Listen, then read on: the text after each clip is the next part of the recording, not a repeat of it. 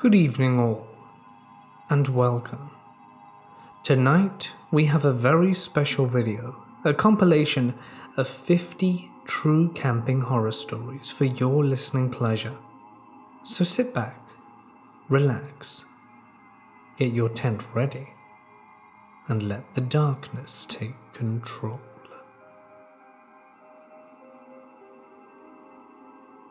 Two weeks ago, I went camping in the Zagros Mountains as part of a last-minute post-college unwinding session.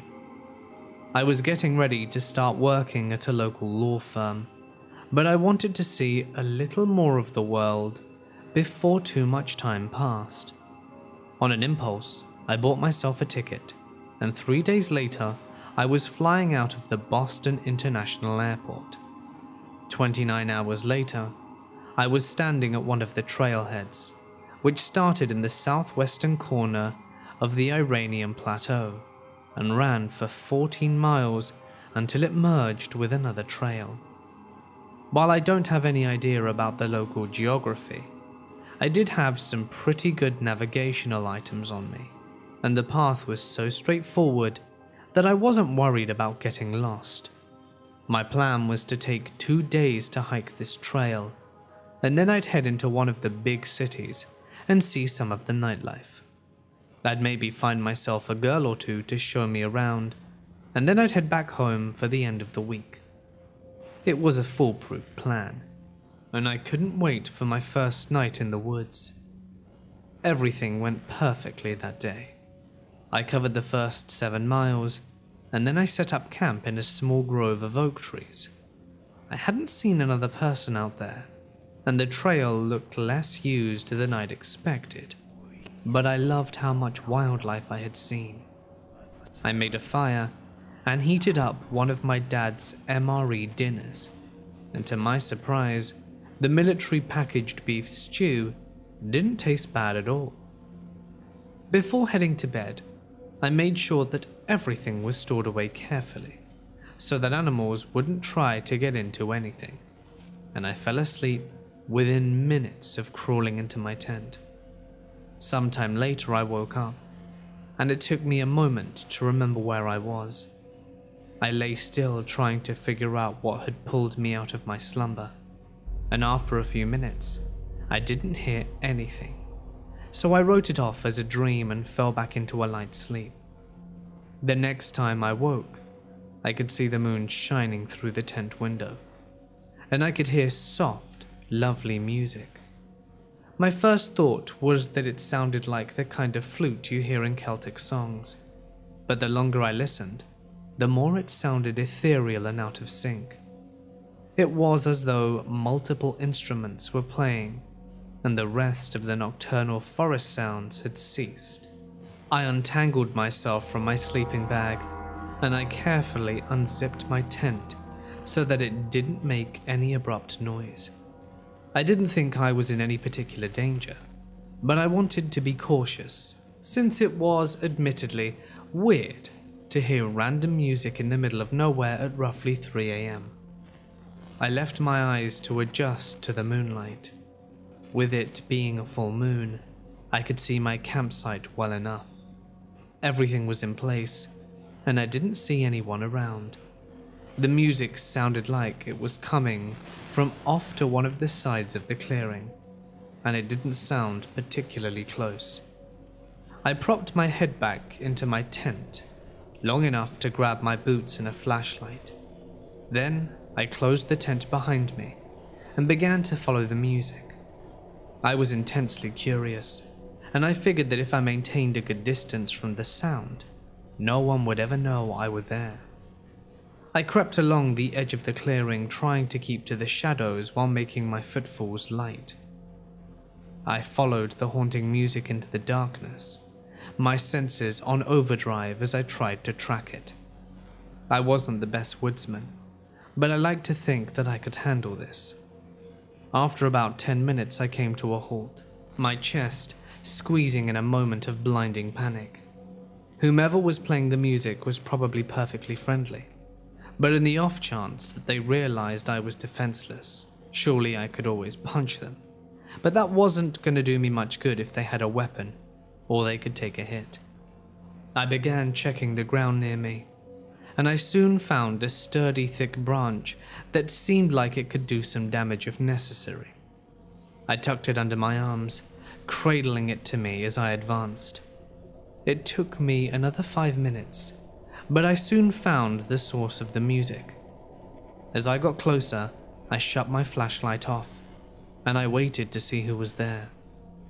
It took my brain a moment to process what I was seeing. I had expected a person to be sitting at a campsite playing music, but all I saw was a deer. The clearing it was in was flooded with moonlight, and the flashlight was bright enough that I wished I had a camera with me. After a minute, it raised its head from the berry bush it had been grazing on, and that was when I saw that it wasn't a deer. Its single antler was long and spiraled, almost like that of a gazelle, but I could see that each prong had a hole in it. The antler was acting like a pan flute, since it made a musical sound whenever the breeze blew across them. I studied it in fascination, and that was when I realized we weren't alone. Along the edge of the clearing, several animals had poked their heads out and were cautiously surveying their surroundings. They were all drawn towards the deer-like creature, and they seemed to be as interested in the music as I was. Each time the wind blew, the animal crept a little closer, and soon I could see that there was a weird mix of them. There were a couple of striped hyenas, a snake, some Persian fallow deer, some rabbits, and even a cow. I didn't even realize that Iran had whatever the deer thing was, much less hyenas, so that came as a surprise. As I tried to identify the rest of the animals, a violent gust of wind began blowing, and the once silent animals instantly turned agitated.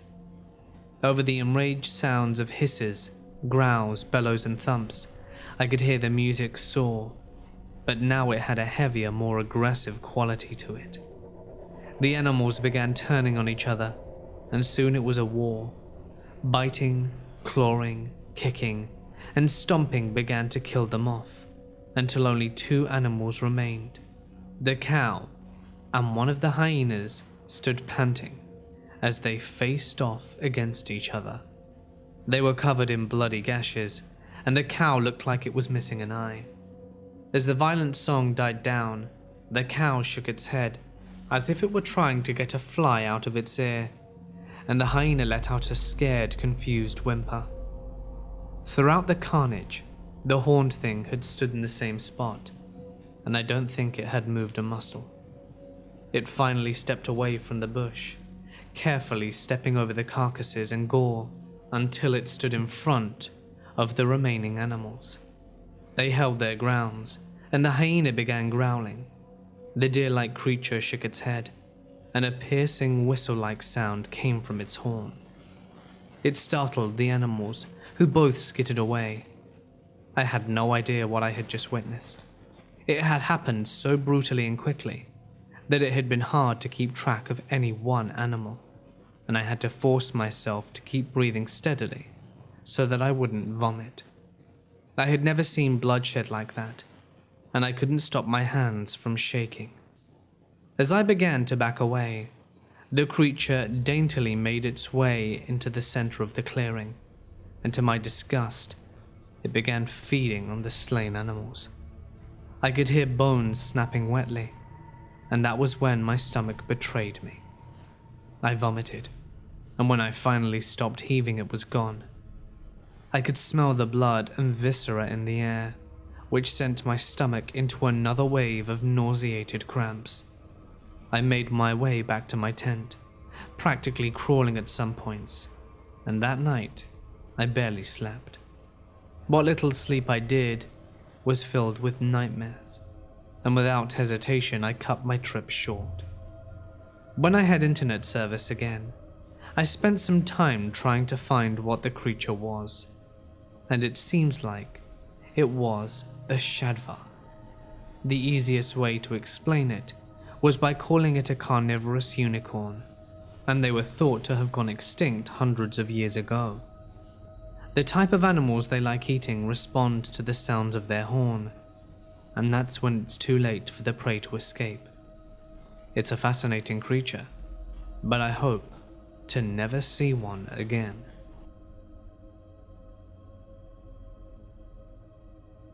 This happened back in 2012 when I was 15.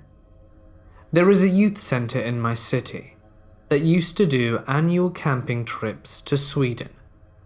Me and my two friends, Sarah and Michelle, decided to go.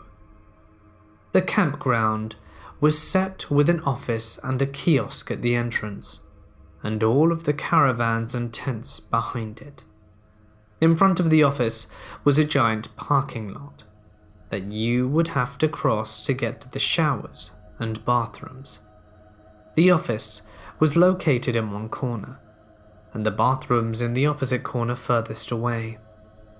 There were 3 male teachers with us on this trip, all in their mid-20s. Every day, they would take us to a supermarket nearby, in case we wanted something that the kiosk did not sell. While we were in line to pay, we noticed a guy, probably in his early 20s. He was dressed in black cargo pants, big leather boots, and a leather jacket.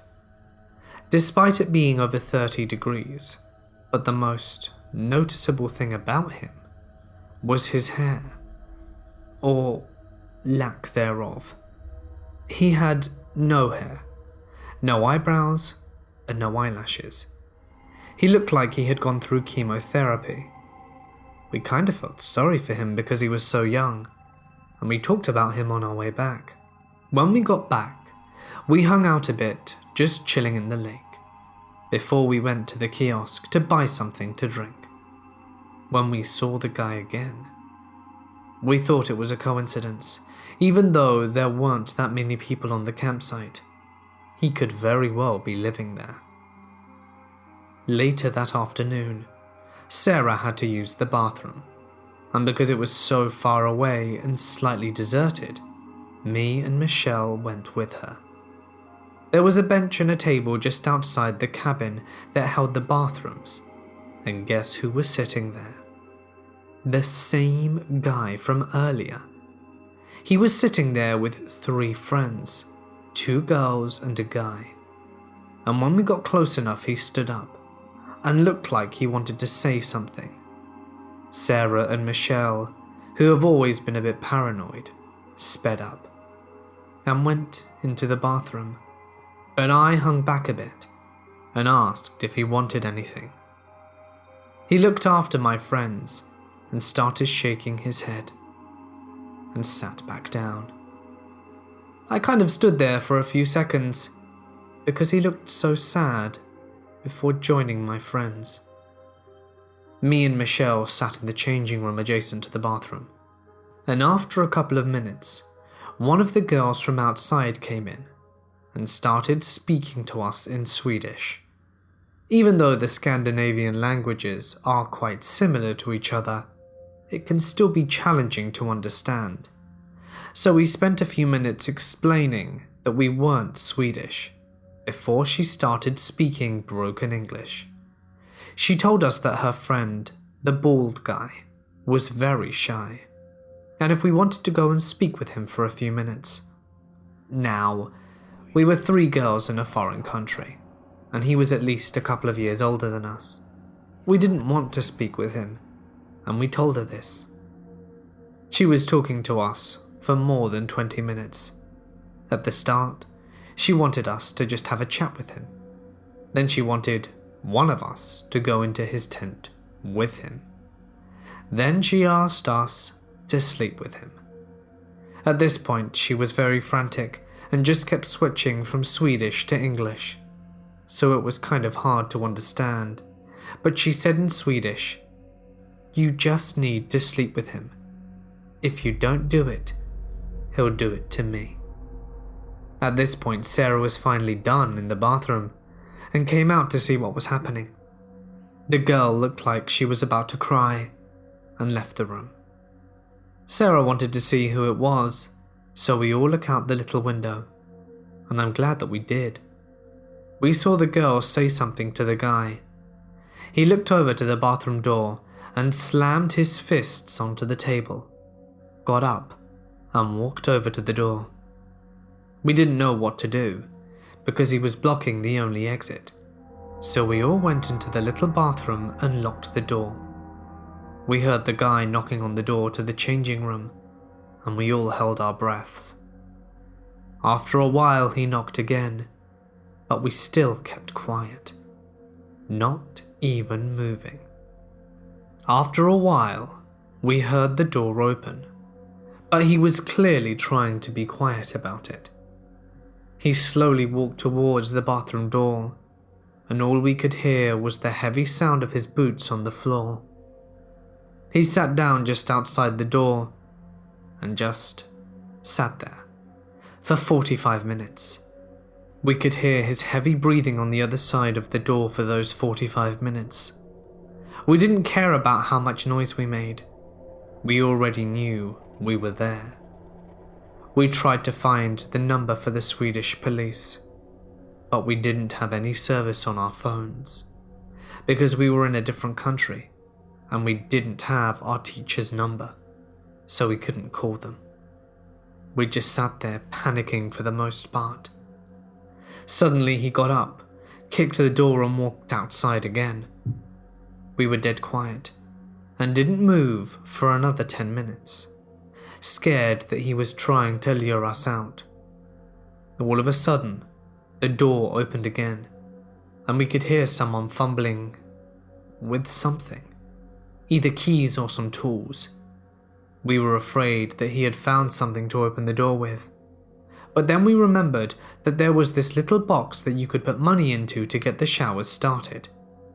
We asked who it was, and someone responded, the janitor, or something akin to that. I was kind of in shock and didn't hear properly, to be honest. We took a chance and slowly opened the door, ready to close it again quickly if it were him. The man on the other side wasn't the same guy though, as he was at least 60.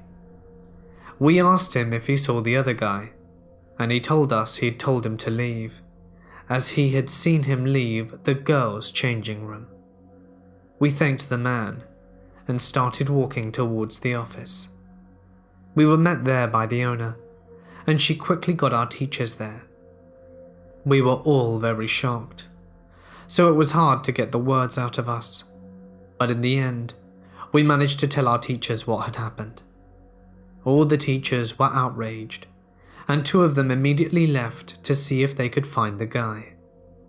That night, the police came to talk with us and told us that sleep with, in Swedish, means the exact same thing it does in English, and the fact that the girl said that he was going to do it to her really showed his intentions.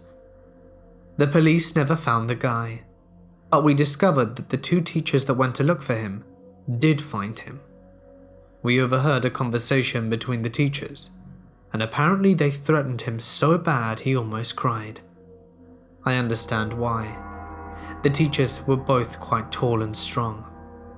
For the longest time, I still got the creeps every time I saw a bald guy.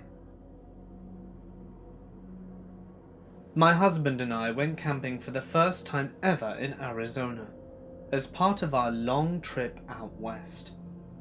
I had picked out this really cool place that was on a mountain overlooking a beautiful landscape. It's next to a cliff and in a really isolated location. I'm talking about 20 miles of gravel roads in the middle of a national forest.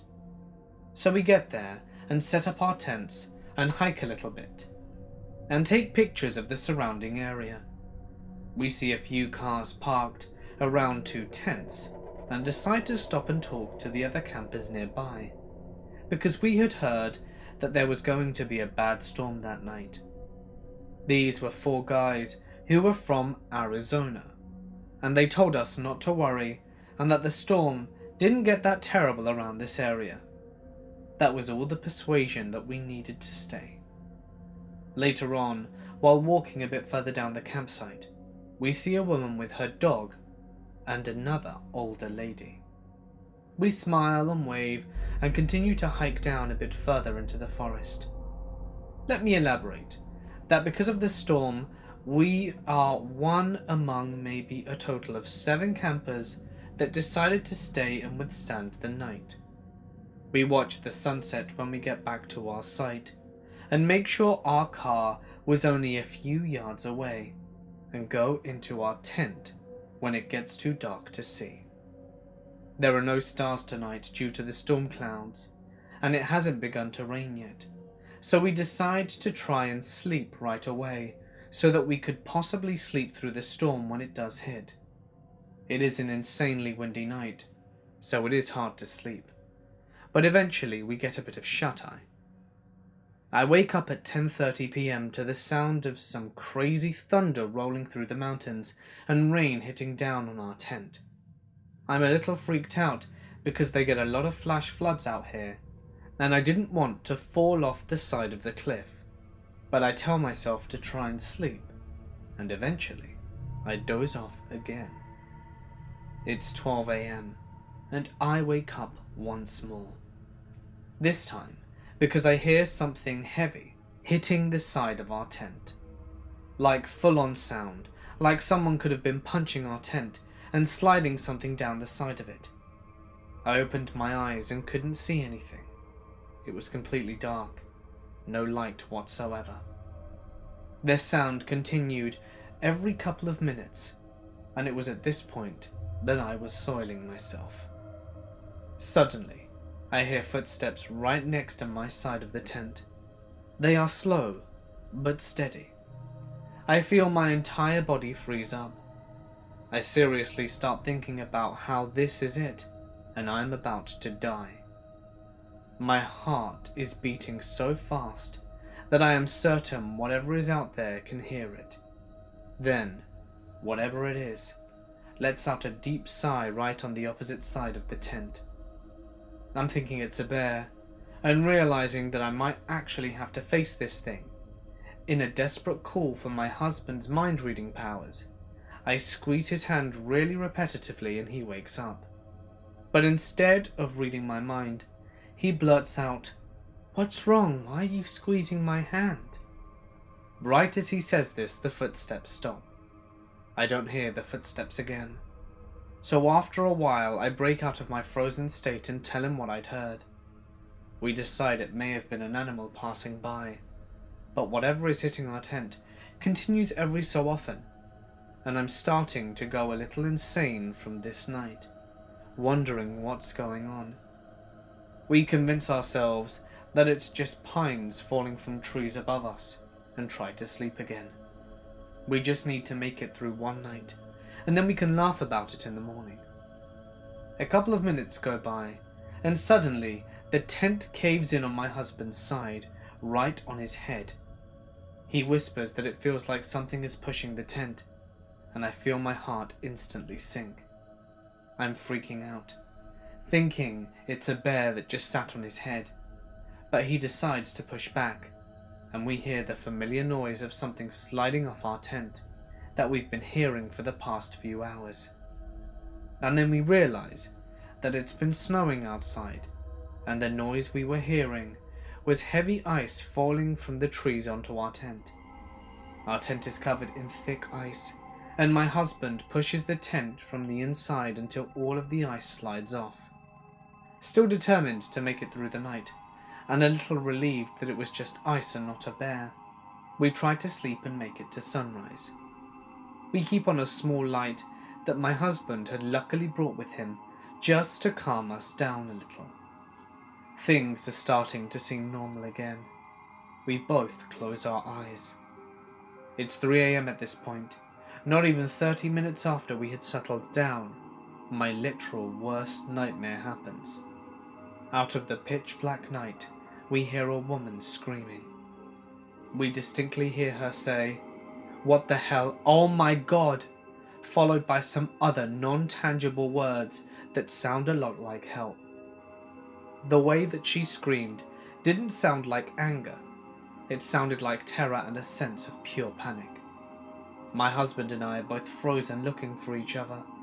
I quickly shut off our light and start panicking and asking what we should do because, what the hell, how is this really happening now? While we are trying to decide what to do for the next few minutes, we hear her again.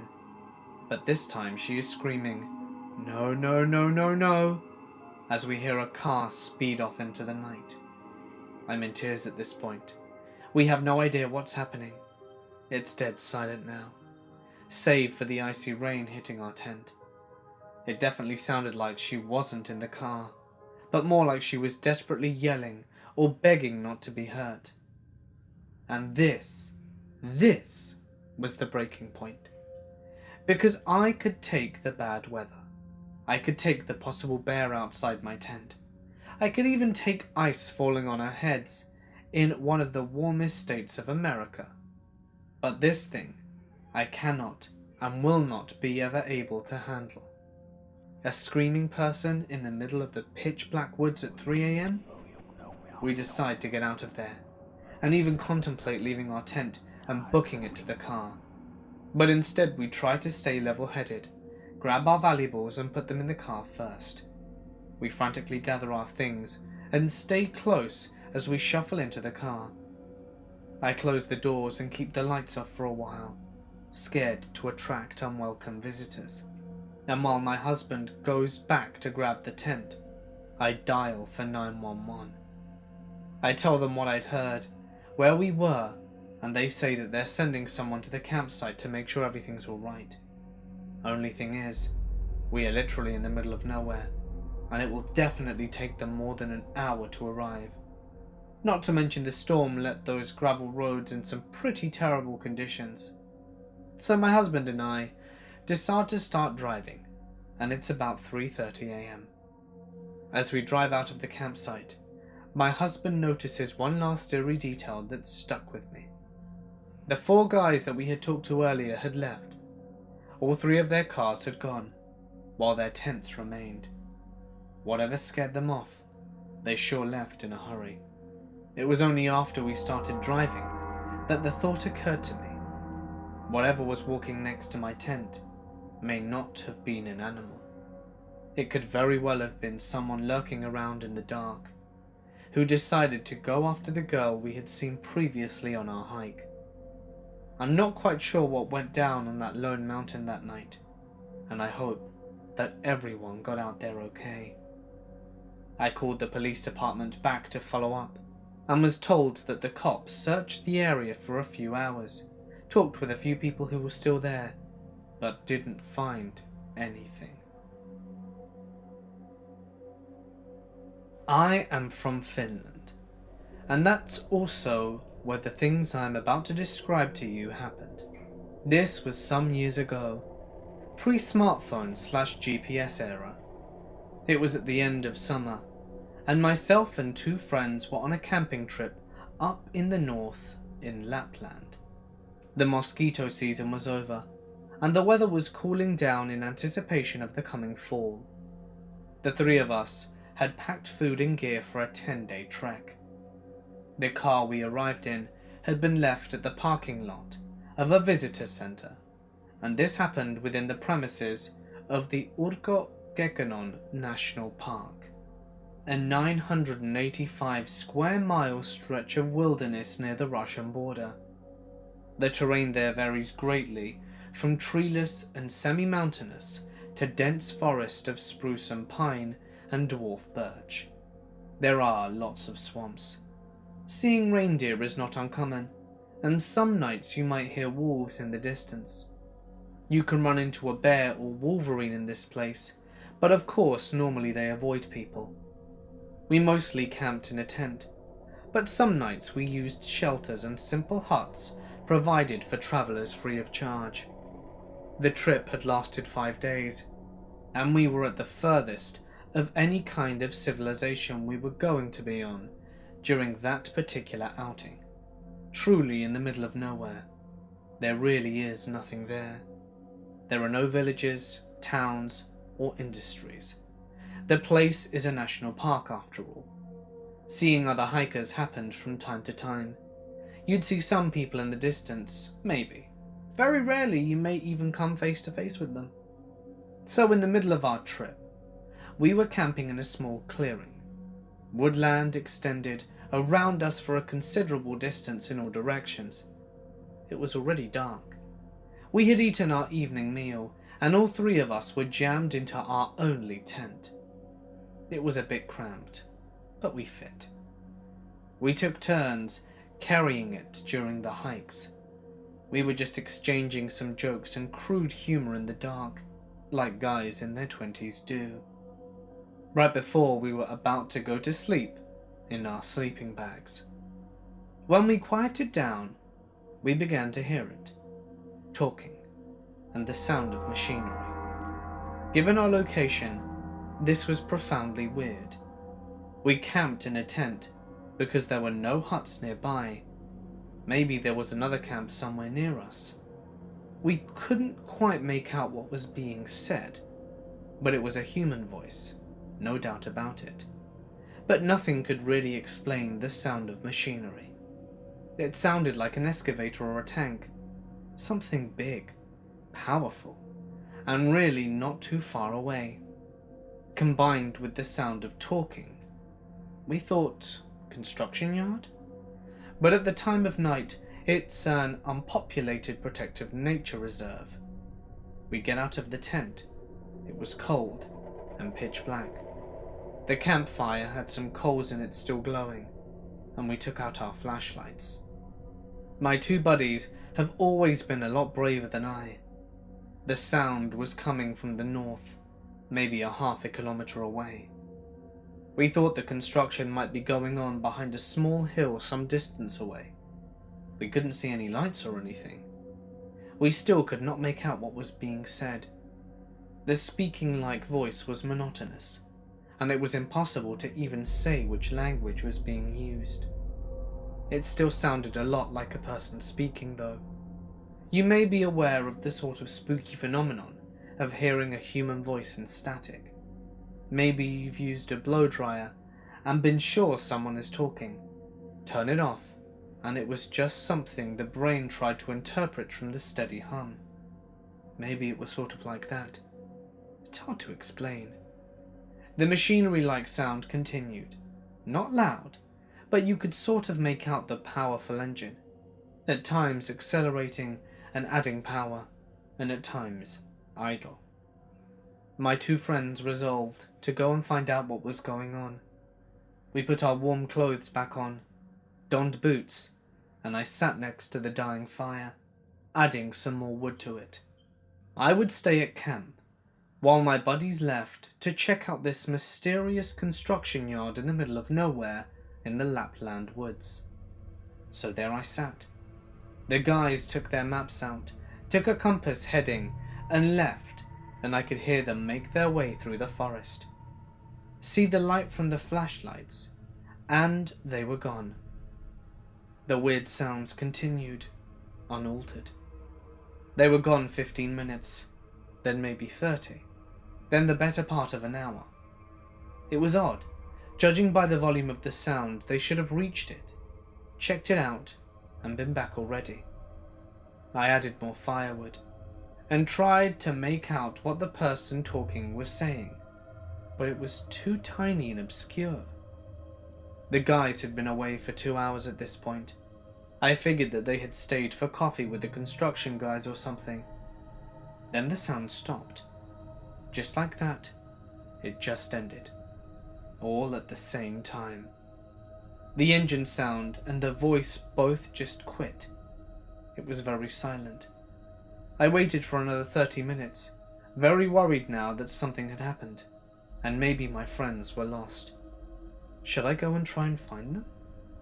I shouted their names several times and built the fire pretty big.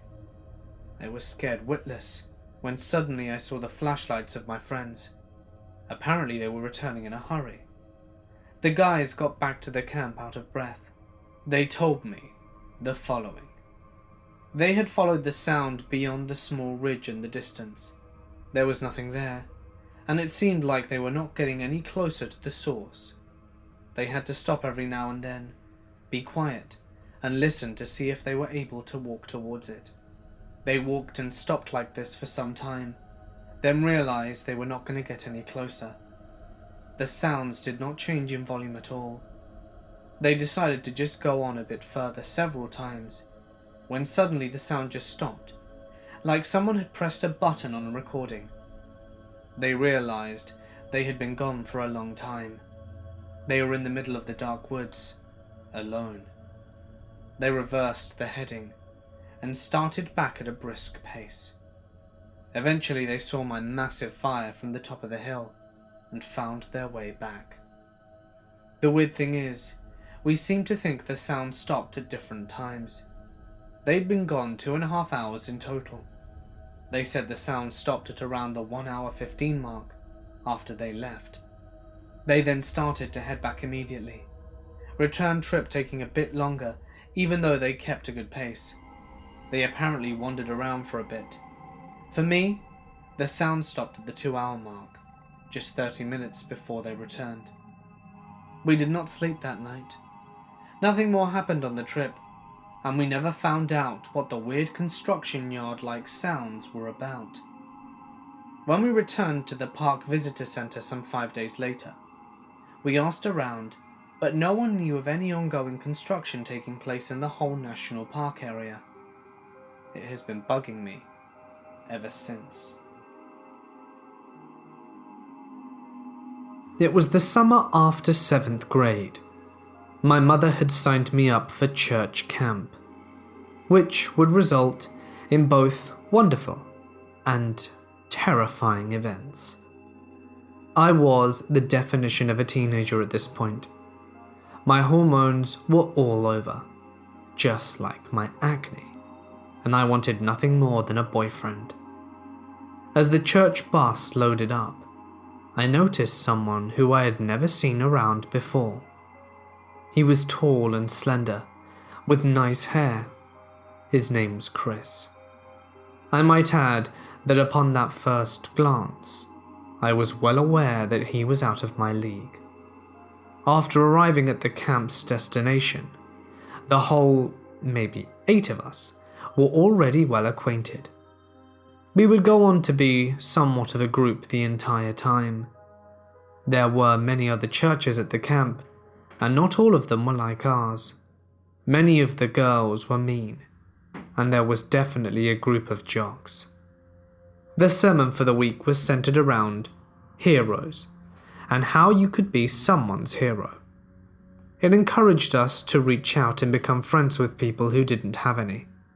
It was much more of an anti-bullying session than a Bible lesson. A couple of days go by, and our group had become much tighter. It is down to about 3 of us that are inseparable, and Chris is one of them. I still think highly of him at this point, and undoubtedly my self-esteem cannot see him any more than a friend. While we're on break, my group of friends notice a kid that is all alone. He is very thin, with a head full of blonde curls. We know right off the bat that he's strange. His name is Nathan. Nathan was indeed lonely, and the week was about being a hero, so we go ahead and invite him to sit down with us at lunch. Looking back, now I can identify some very disturbing characteristics about Nathan. At lunch that day, he wasn't interested in his food. He was too busy catching moths in the window of the cafeteria. After he'd caught one, he showed us how they acted when he pulled their legs and wings from their bodies. He mutilated about 4 bugs in the time that he was meant to be spent eating. And his plate remained untouched. Nathan was especially fond of me. I didn't find him attractive, so I was oblivious to the fact that he was very into me. He was never 3 feet away from me after that lunch. He sat next to me during every sermon, and was what I now know as clingy. He would even go as far as to walk with me to the restroom and wait for me during break. The camp decided one day to do a special Bible study. It was broken up by church, so we went back to the three amigos. I don't know how or why, but Chris started to separate me from our third friend at this time. By the time the Bible study was over, it was around 8 p.m. It was dark, and we still had to walk back from the forest. Chris walked next to me, and by my surprise grabbed my hand. The butterflies in my tummy were climbing up my esophagus. I was ecstatic, to say the least. I believe he asked me to be his girlfriend shortly after.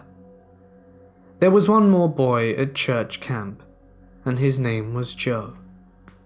He was not part of our friend group, but I still managed to speak with him a few times. He had a girlfriend called Kate. I think I was friends with Joe because he had given me a cigarette, which we smoked in complete secrecy. When we came back from the woods, Kate saw us together and decided from that moment on that she would hate me. However, there was more bad blood. Nathan soon found out that Chris and I were an item and did not speak to me at all afterwards. But it didn't keep him from watching me. Every time I looked up, whether it was in sermon or on break, he was staring. I thought I was safe because I was at church, and I would soon find out that I was not. It was the very last night off church camp. There was a huge concert, and it was almost magical. My heart was heavy to leave. At this point, Chris takes me by the hand and we go into the woods. I saw my first shooting star that night, and I also kissed my first boyfriend under the moon in an almost surreal atmosphere. While I was undergoing the greatest moment of my youth, Nathan was out for revenge. He knew that Kate was not my biggest fan, and that night he gave her a handwritten note to put under my pillow. As every teenage girl is, she was nosy.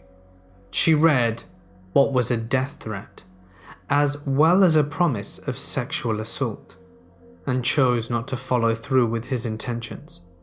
She passed it to Joe, who gave it to the pastors. From there, the police were called, and Nathan ended up in a mental asylum. My parents were contacted.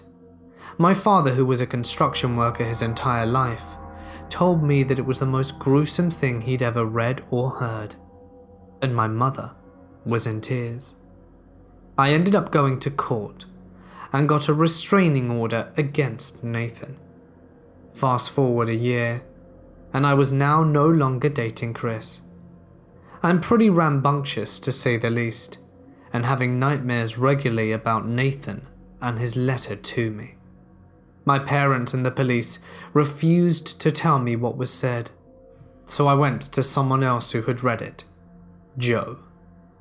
Joe told me he was in town one night and agreed to see me. I snuck out of my house to meet with him. I got into his car and he started driving. Joe did not take me home that night. In fact, Joe was a few years older than me, and I would go as far as to say he kidnapped me. As much as I begged, he wouldn't take me home. He tried to sleep with me that night. Luckily, after I cried enough, he decided to give up. The next morning, he was contacted by the police. They were about 10 minutes from sending out an Amber Alert by the time, and I was finally taken home. The worst part is, I still have nightmares. Joe never told me what the letter said, although he had promised me he would.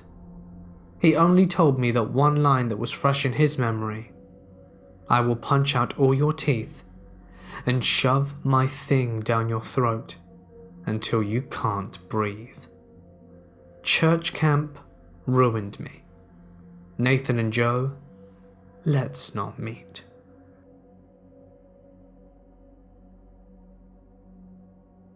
This is the most insane thing to ever happen to me, and it is 100% true. Let me give you a slight backstory. We go to the desert in Glamis, California. It's a very busy desert, Hundreds of thousands could be there at any time, especially holiday weekends such as New Year. Glamis has meet-up spots. One of those is called Oldsmobile Hill. It's a gigantic sand dune that hundreds of people meet up at and race up. Some people literally race some big trucks to try and see if they'll make it up the hill and get stuck.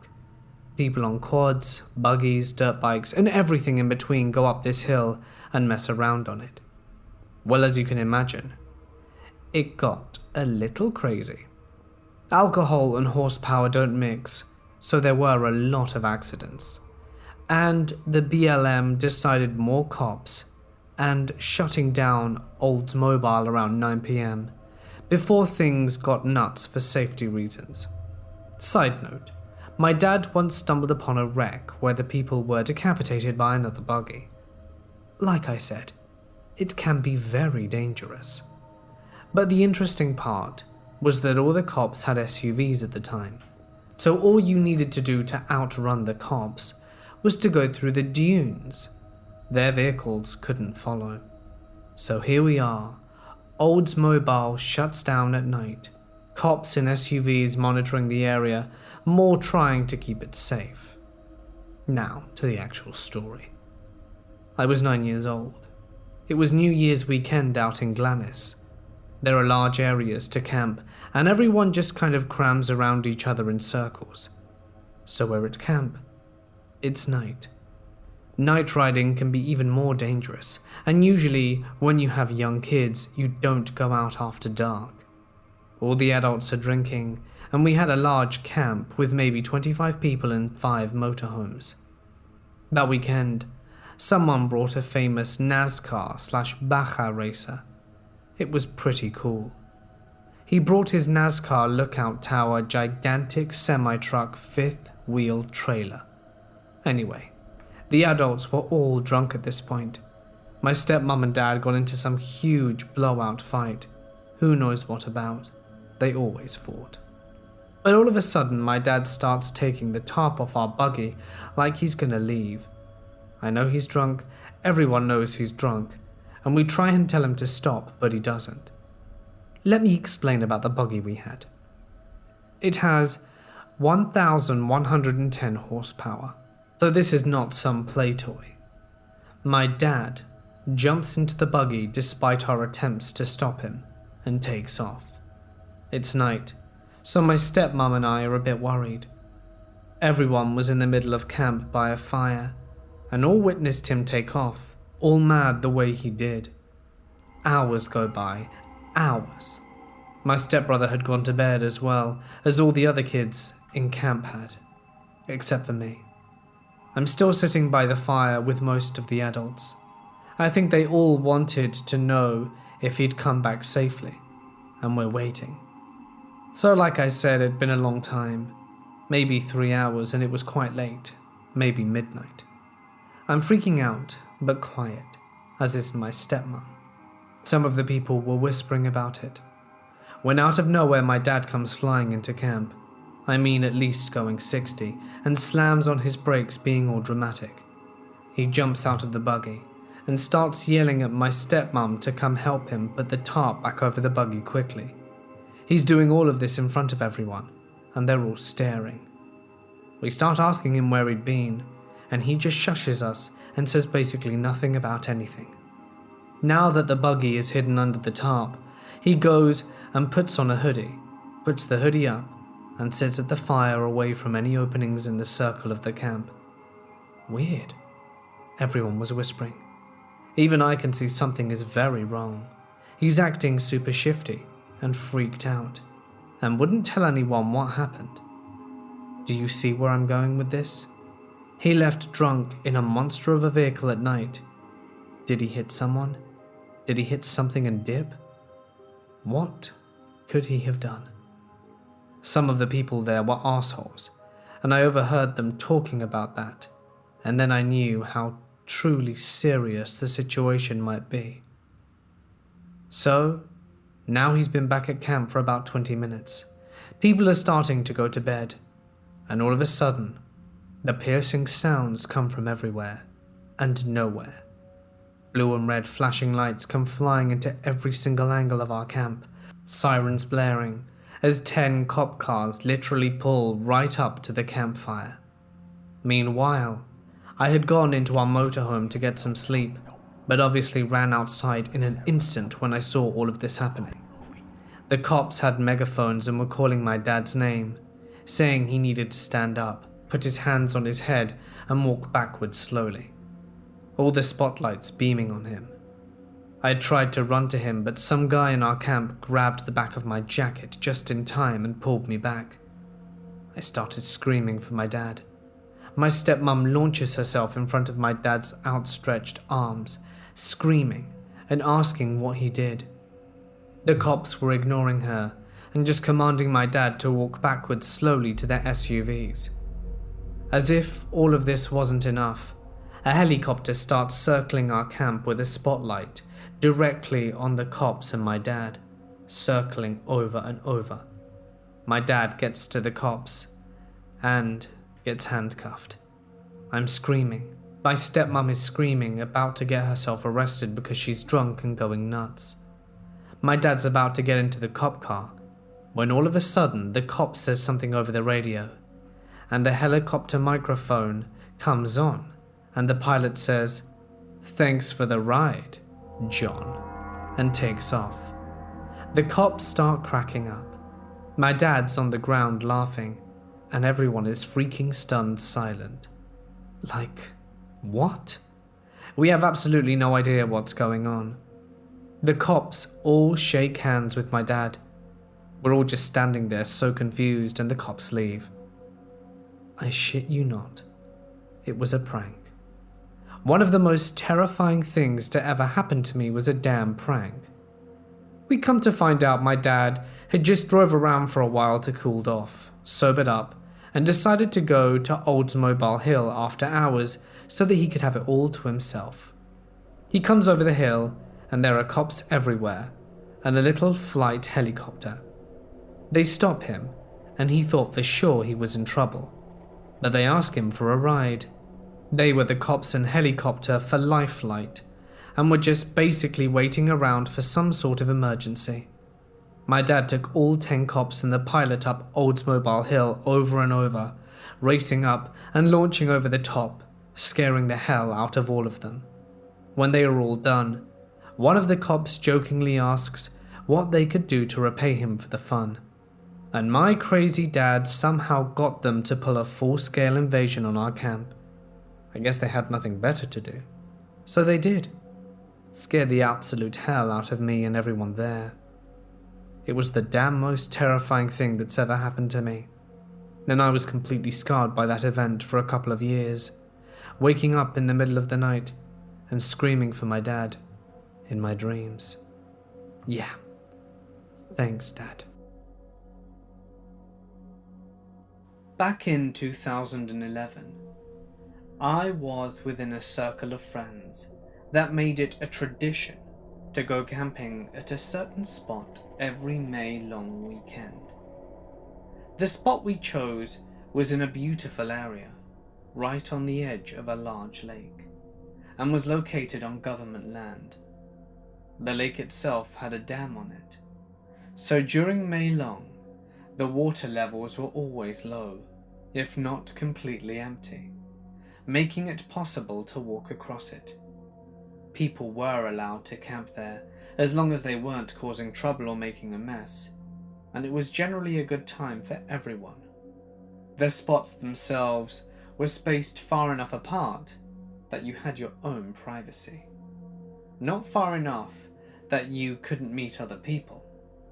In this particular year, our spot was in the middle of a small hill, with one campsite below us and one above us.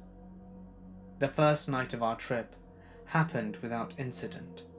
During the second day, the people staying at the site below us had moved in.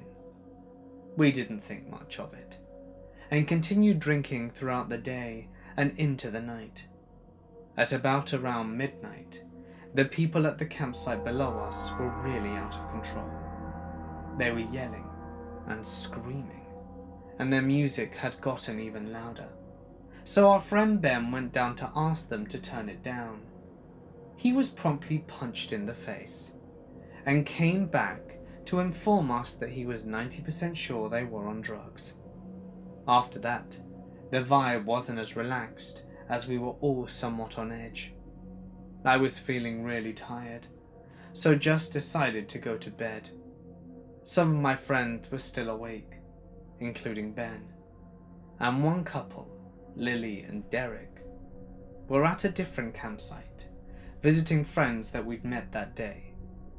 I could hear that the campsite below was still blasting their music and partying pretty hard, but I just tried to ignore it and go to sleep. I don't know what time it was when I was jolted awake. Parts of this are somewhat of a blur. All I know is that I sat straight up as soon as I heard the screaming and yelling coming from outside my tent. I quickly ran outside to find our campsite in chaos. One of my friends was clutching their chest. People were running around and screaming to call 911, and I was quickly informed of what happened. Apparently, not long after I had gone to bed, the people camping at the site below us decided that they weren't finished talking to Ben, and on their way up, they had encountered Lily and Derek walking back. Now Derek and Ben are roughly the same height and have the same colour hair, so they just assumed that Derek was Ben and bottled him and Lily over the head with a full glass bottle. I don't know if it was the same guys that showed up at our campsite, but I was told that everyone else was sitting around the fire when 2 or 3 huge guys appeared from the darkness and walked over to them. One of them had a paring knife and the other had a butcher's knife. Ben saw the knives and had gotten up to talk to them, and had barely spoken a few words when the guy with the paring knife stabbed him once in the chest.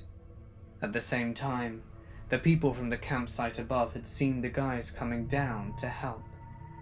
One of the guys, Tim, was coming down the hill when the guy with the butcher's knife ran up to him and stabbed him in the stomach. From there, sheer panic ensued. People called 911, but the ambulance was over half an hour away. This is where I come out of my tent. Tim's wound was bleeding profusely, and he was losing blood way too quickly. His friends ended up putting him in the back of his car and speeding off to meet the ambulance halfway. Ben was also bleeding, but his wound wasn't as deep as Tim's, and we were able to keep him calm until the ambulance arrived. The guy with the knives ran off into the darkness, back down to their campsite, and took off in their Land Rover.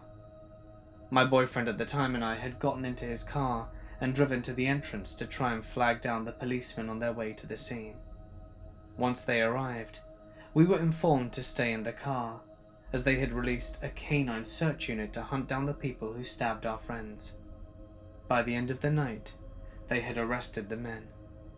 They had tried to flee by driving their vehicles across the lake bed, which they got stuck in a muddy section of the lake. They were on a concoction of several drugs, as suspected. Luckily, both Tim and Ben survived, although Tim had lost a lot of blood and took a few weeks to recover from his wound. Derek and Lily had huge goose eggs, and possibly one person had a concussion, but I can't recall. It was definitely the scariest thing I have ever experienced, and a few of us had to testify against them in court. There was also an online article in the description if anyone is interested in reading it. I guess the best way to start this story is to start from the beginning and recount the incident as clearly as possible, or at least as clearly as I can recall after 25 years. In the early 1990s, a friend and I went on a camping trip in the Royal National Park just south of Sydney, Australia. The campground we chose was truly in the middle of nowhere, and one we'd been to a number of times before, and as a result, we knew exactly where we wanted to set up camp. From the car park, which was nearly empty, you would walk down a long bush track, down the side of a mountain, until you reached the bottom and came to a beach, at the right of which was a cabin area of the campground, which had 1 or 2 people in there. However, if you turned left, there was a very large grassy plain with a number of rolling green hills, the last of these hills before a second vast green field had a point where the land came to a cliff overlooking the ocean. The downside of this hill was covered in trees, so you'd have to follow the top of the hill inland until you came to a small path through the trees leading down to a second field, which was surrounded by a forest. On the far side of this field was a small alcove in the walls of trees which made a perfect windbreak and was a 10-meter walk to the beach. This was our preferred campsite, and we'd been there a number of times before. By the time we reached our destination, it was just after 2 p.m. We set up camp, walked to the beach, had a swim, and were just milling around our camp, starting to get ready for the night ahead. It was at this point we decided to start to get our campfire ready to light. We had done a bit of camping before, but weren't what you'd consider experienced outdoorsmen. For example, if we didn't have matches or a lighter, we would have no way of starting a fire. It was at this point that we realized the matches we had brought on our way to the campground were still in the center console of our car. We tossed a coin, and I lost, so I started the long trek back to the car to get them. By the time I did and got back down to the path to the forest field, it was now an hour or so until sunset, so it would be dark by the time I got back to camp. I did have my heavy-duty flashlight, you know the kind, black metal cylinder body, the ones that are favored by law enforcement departments around the world, so I could see where I was going. It was sturdy and reliable, and doubled up as a weapon if I ever found myself in a situation where I was in need of one. I reached the last hill as I found the path through the trees and made my way down to the second field. When I cleared the trees, I found my friend standing there. I asked him what he was doing, and he said he'd come to help me, since I was obviously having some trouble. I asked him what he meant, and he said he'd seen my flashlight beam sweeping around the top of the hill for at least half an hour or so. I told him I'd only reached the path a few minutes ago, so it couldn't have been me. He was looking past me towards the top of a hill, when he suddenly says, "Who else was up there?" "No one," I reply. "So where's that light coming from?" I turned around, and sure enough at the top of the hill, I can see a beam of light swinging back and forth. I knew no one was up there. I'd just been up there, and it was a field with nowhere to hide. I shone my flashlight up in that direction, and the light suddenly went away. Almost as soon as that happened, my flashlight died. It had been working properly up until a second beforehand, but as soon as I aimed it towards the top of that hill, it stopped working. But that wasn't the strangest thing that happened. Not even close. As we're standing on the edge of the trees, looking up where the lights had been, we suddenly became aware of a building standing on the edge of the cliff. This couldn't be. There was no building here. There had never been a building here. We'd been here at least 4 times before, and there had never been anything on that cliff that remotely resembled a building. Even if there had been, I would have seen it when I was up there just 5 minutes before. We stood staring at it, trying to figure out exactly what we were looking at. when suddenly we noticed a couple of silhouettes moving around it. They moved to the building, past it, to the cliff, and back again. As they reached the side of the building closest to us, the silhouettes in the building faded away.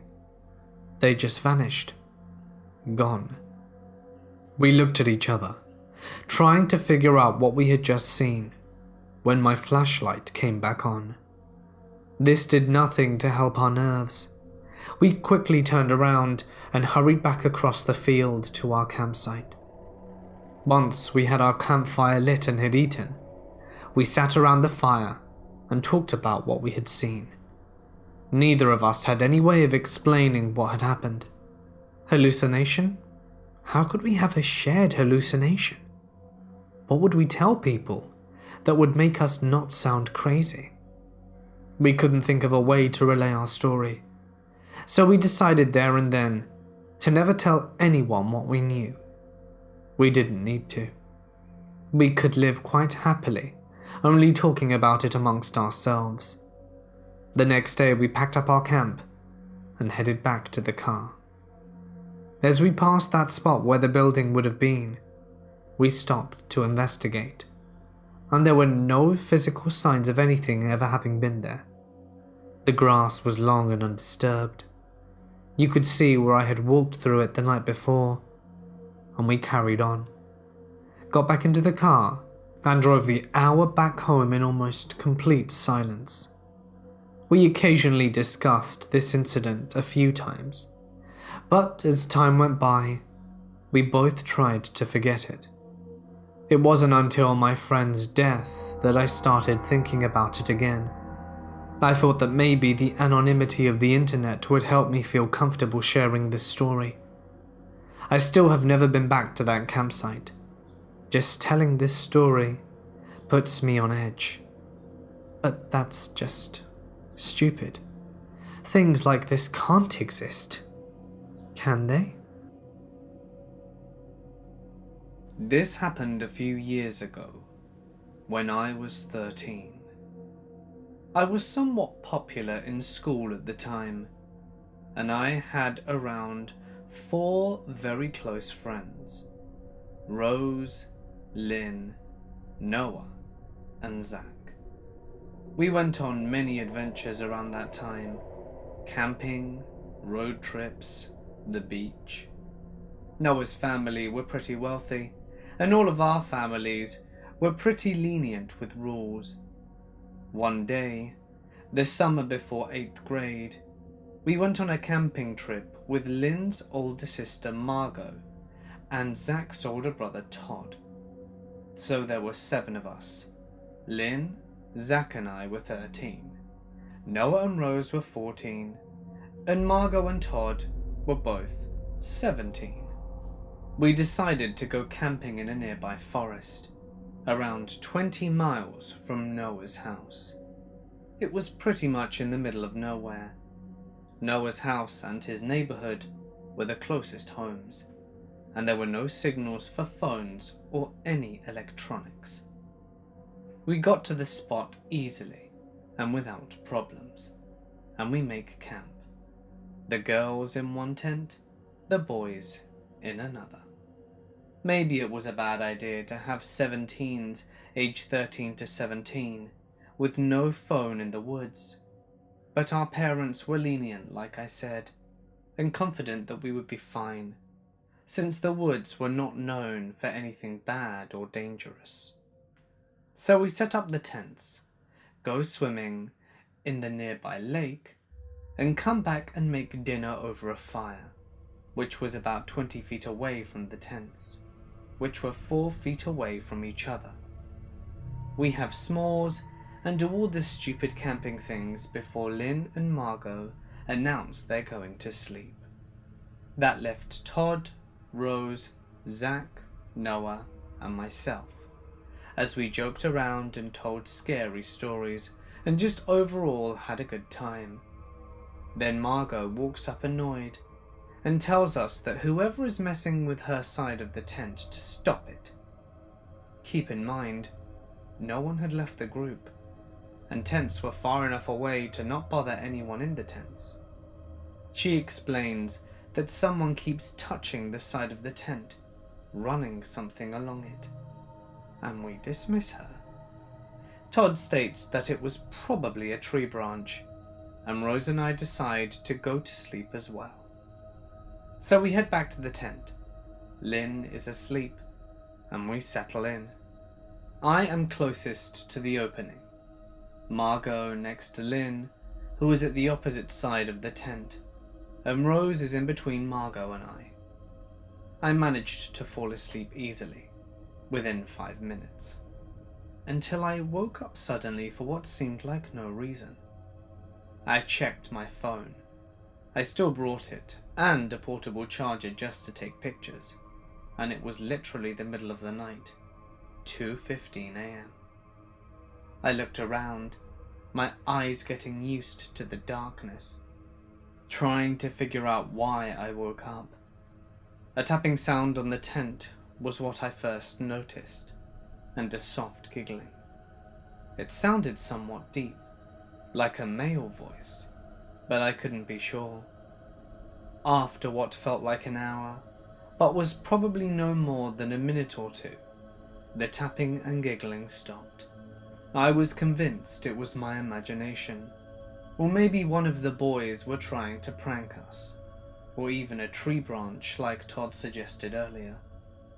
Telling myself it was a tree branch and lack of sleep, I fell back asleep until Rose woke me up around dawn.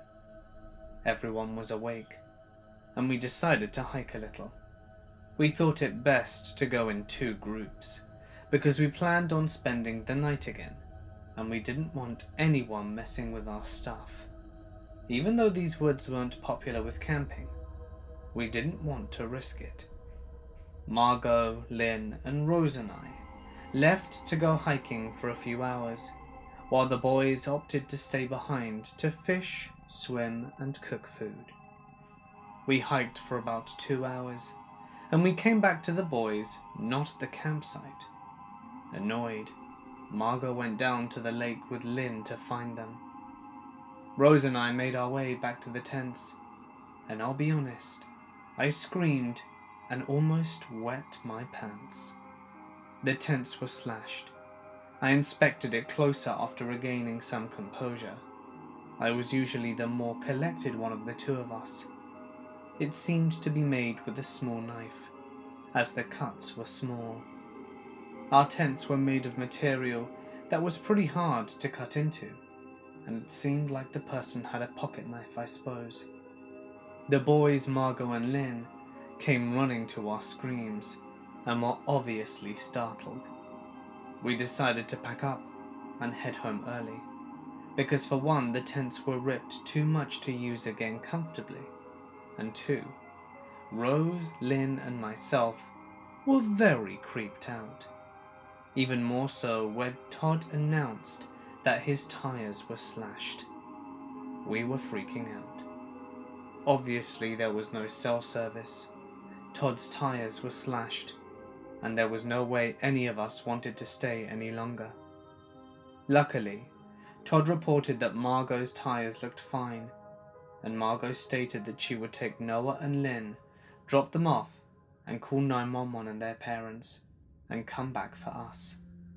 She drove a car, and there wasn't enough room for more than 3 people, as the back was filled up with the camping stuff.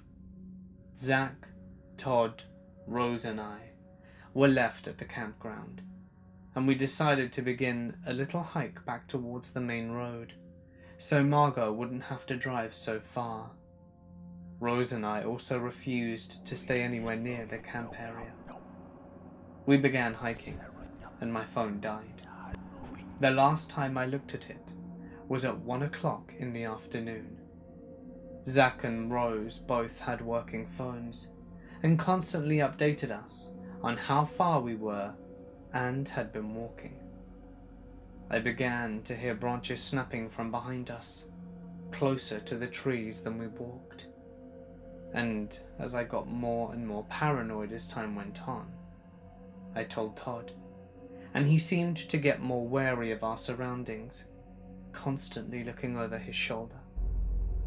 We had been running for about 30 minutes, Margot was probably at Noah's house, or almost there, when Todd screamed, "Run." Naturally, I looked behind my shoulder before I began running. 3 hooded figures were running towards us. 2 had knives, and they all looked around 6 feet or taller. Todd was 6'1", but I doubt he could defend us against the 3 of them. Even though it was broad daylight, I couldn't make out any facial features. They all appeared over or around 200 pounds. The shortest one was probably 6'2", and they all wore hoodies and had masks on, like ski masks. It sounds totally fake, and I don't care if you believe me, but I was scared out of my mind that day. We began running, and the 3 guys finally gave up, or decided that we weren't worth terrorizing because we lost them. We made it until the main road where we waited, walking quietly, constantly looking over our shoulders in fear, until Margot arrived. We told the police everything, and they searched the woods nearby. They never found any evidence we had been there, or that the guys were there, or that anything happened besides the pictures of the lake around the area and the shredded tents. I don't know what would have happened if they'd have caught us. I'm fairly tall. I was around 5'10" during this time, but only 125 pounds.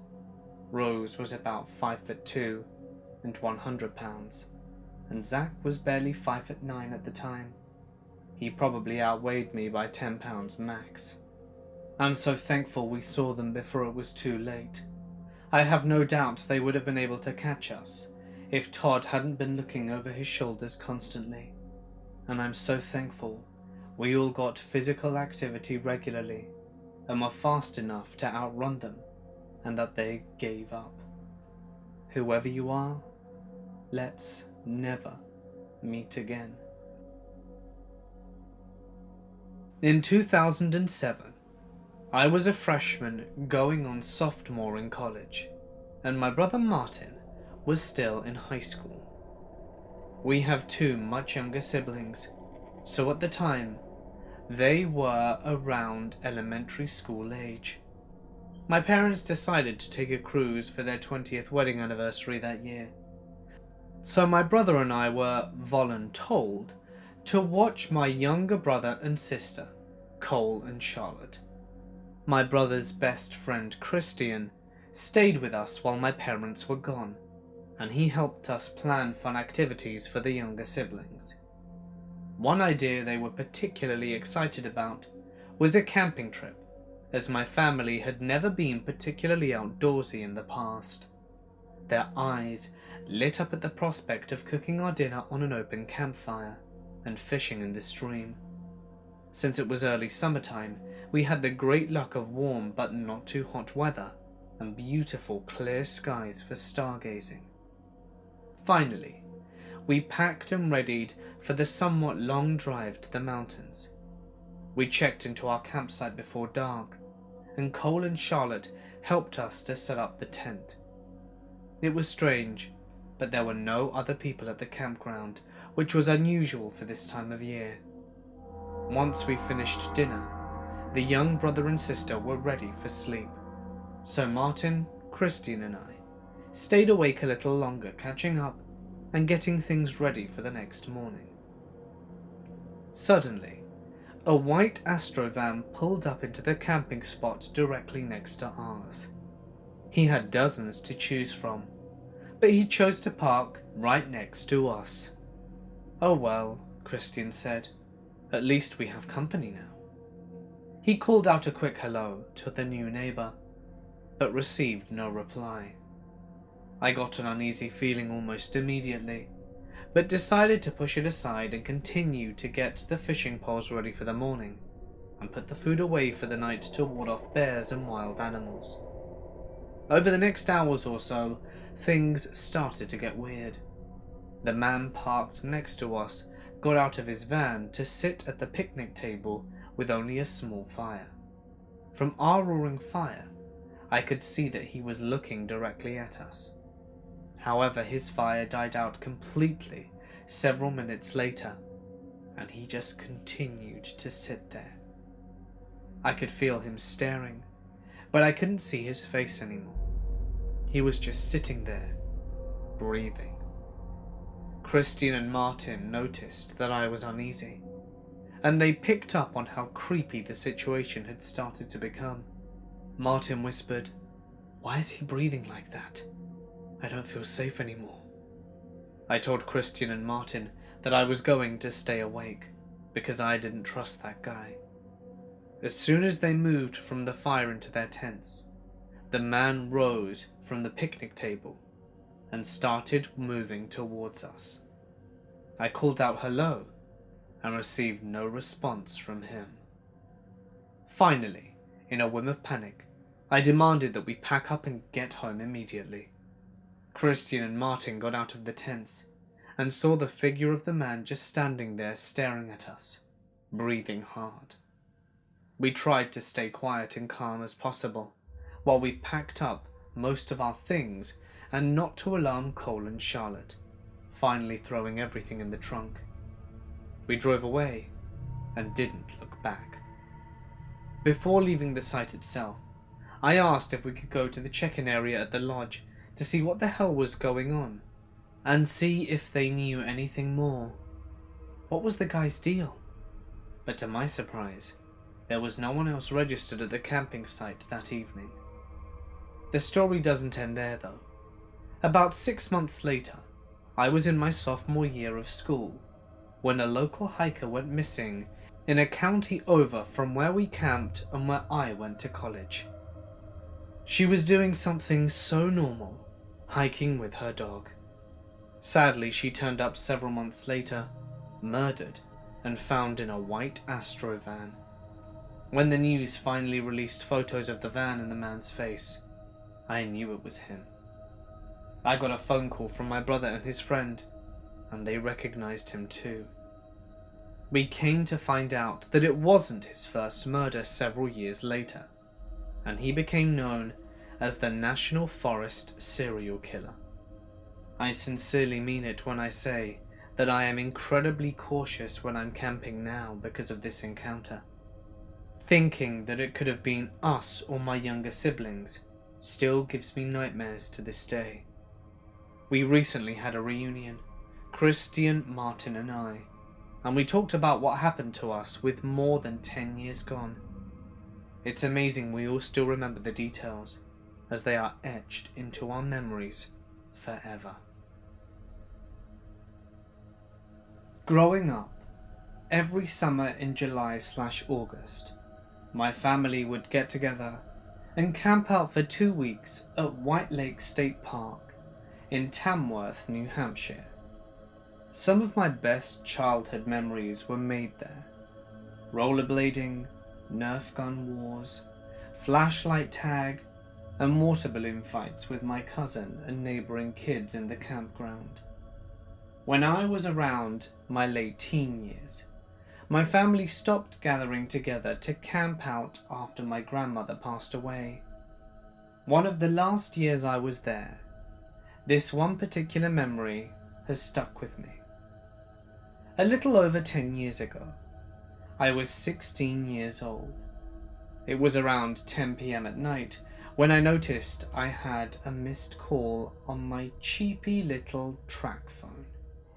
My family was sitting around the campfire, cooking s'mores and sharing some laughs, so I decided to go off for some privacy to return the call.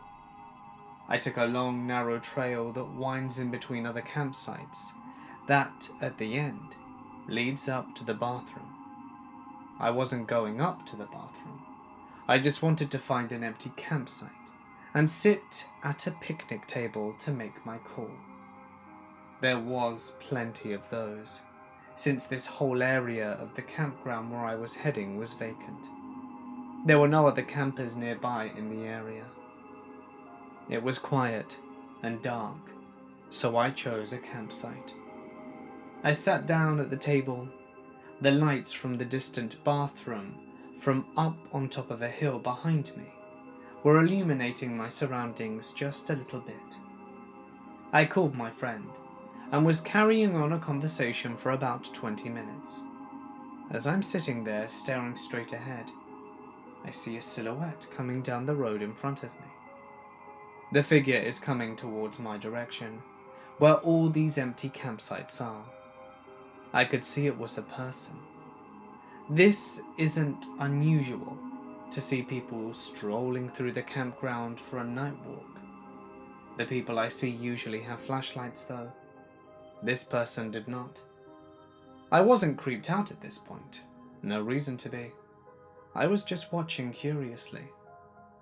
As the person got closer, I could see a better outline that it was a man. I also noticed his pace slowed down. I kept my eyes fixated on him as I continued my conversation on the cell phone. A minute or two passes, and now he's stopped moving. He was just standing there in the road looking straight at the campsite where I was at. I don't know if he knew that I could see him. He was staring at me, and I was staring right back at him. He was a little heavy-set and tall. I could also make out that he was wearing a light jacket, and couldn't see much for facial features, but I would guess he was a man in his 30s or 40s. Alarm bells were going off in my head now. My mind had turned to mush at this point. I'm frozen. I was no longer listening to what my friend was saying on the phone. I was in a stare-off with this guy. Then he started to move again. He was tiptoeing towards me, very carefully, like he doesn't want to make noise. He puts one foot in front of the other, leaned forward in a slight hunched form, and it looked like he was about to charge at me. In that moment, I snapped out of that state of mind of mushy, frozen fear, and leapt off the picnic table and started running through the campsite back towards the trail. Thud. I can hear him. He's trampling behind me. Leaves scuffling. Heavy-set, fast footsteps. Footsteps that are getting constantly louder. I made it back to the narrow trail. Once he got close to where I was, I heard the sound of twigs snapping and an oof noise that came from the man, which I imagine is that he tripped, or maybe he got face slapped by a tree. Most likely he wasn't familiar with the trail like I was. Whatever the reason was, it caused him to stop chasing after me. I didn't look back.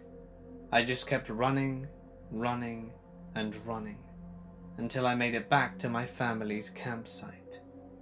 When I got back, they were still sharing laughs and smiles by the campfire. I broke down crying and was trembling. I explained what had happened. My aunt spoke up and said, "Oh geez, he probably thought he knew you and was coming to give you a good scare as a joke." She dismissed me. My cousin chimed in and said, "Yeah, he probably stopped running after he realized that he didn't actually know you and feels pretty dumb now." They all chuckle and change the subject. I think I was dismissed because no one wanted the good vibes of the night to be ruined, and the fact that I'm just a very socially anxious person in general.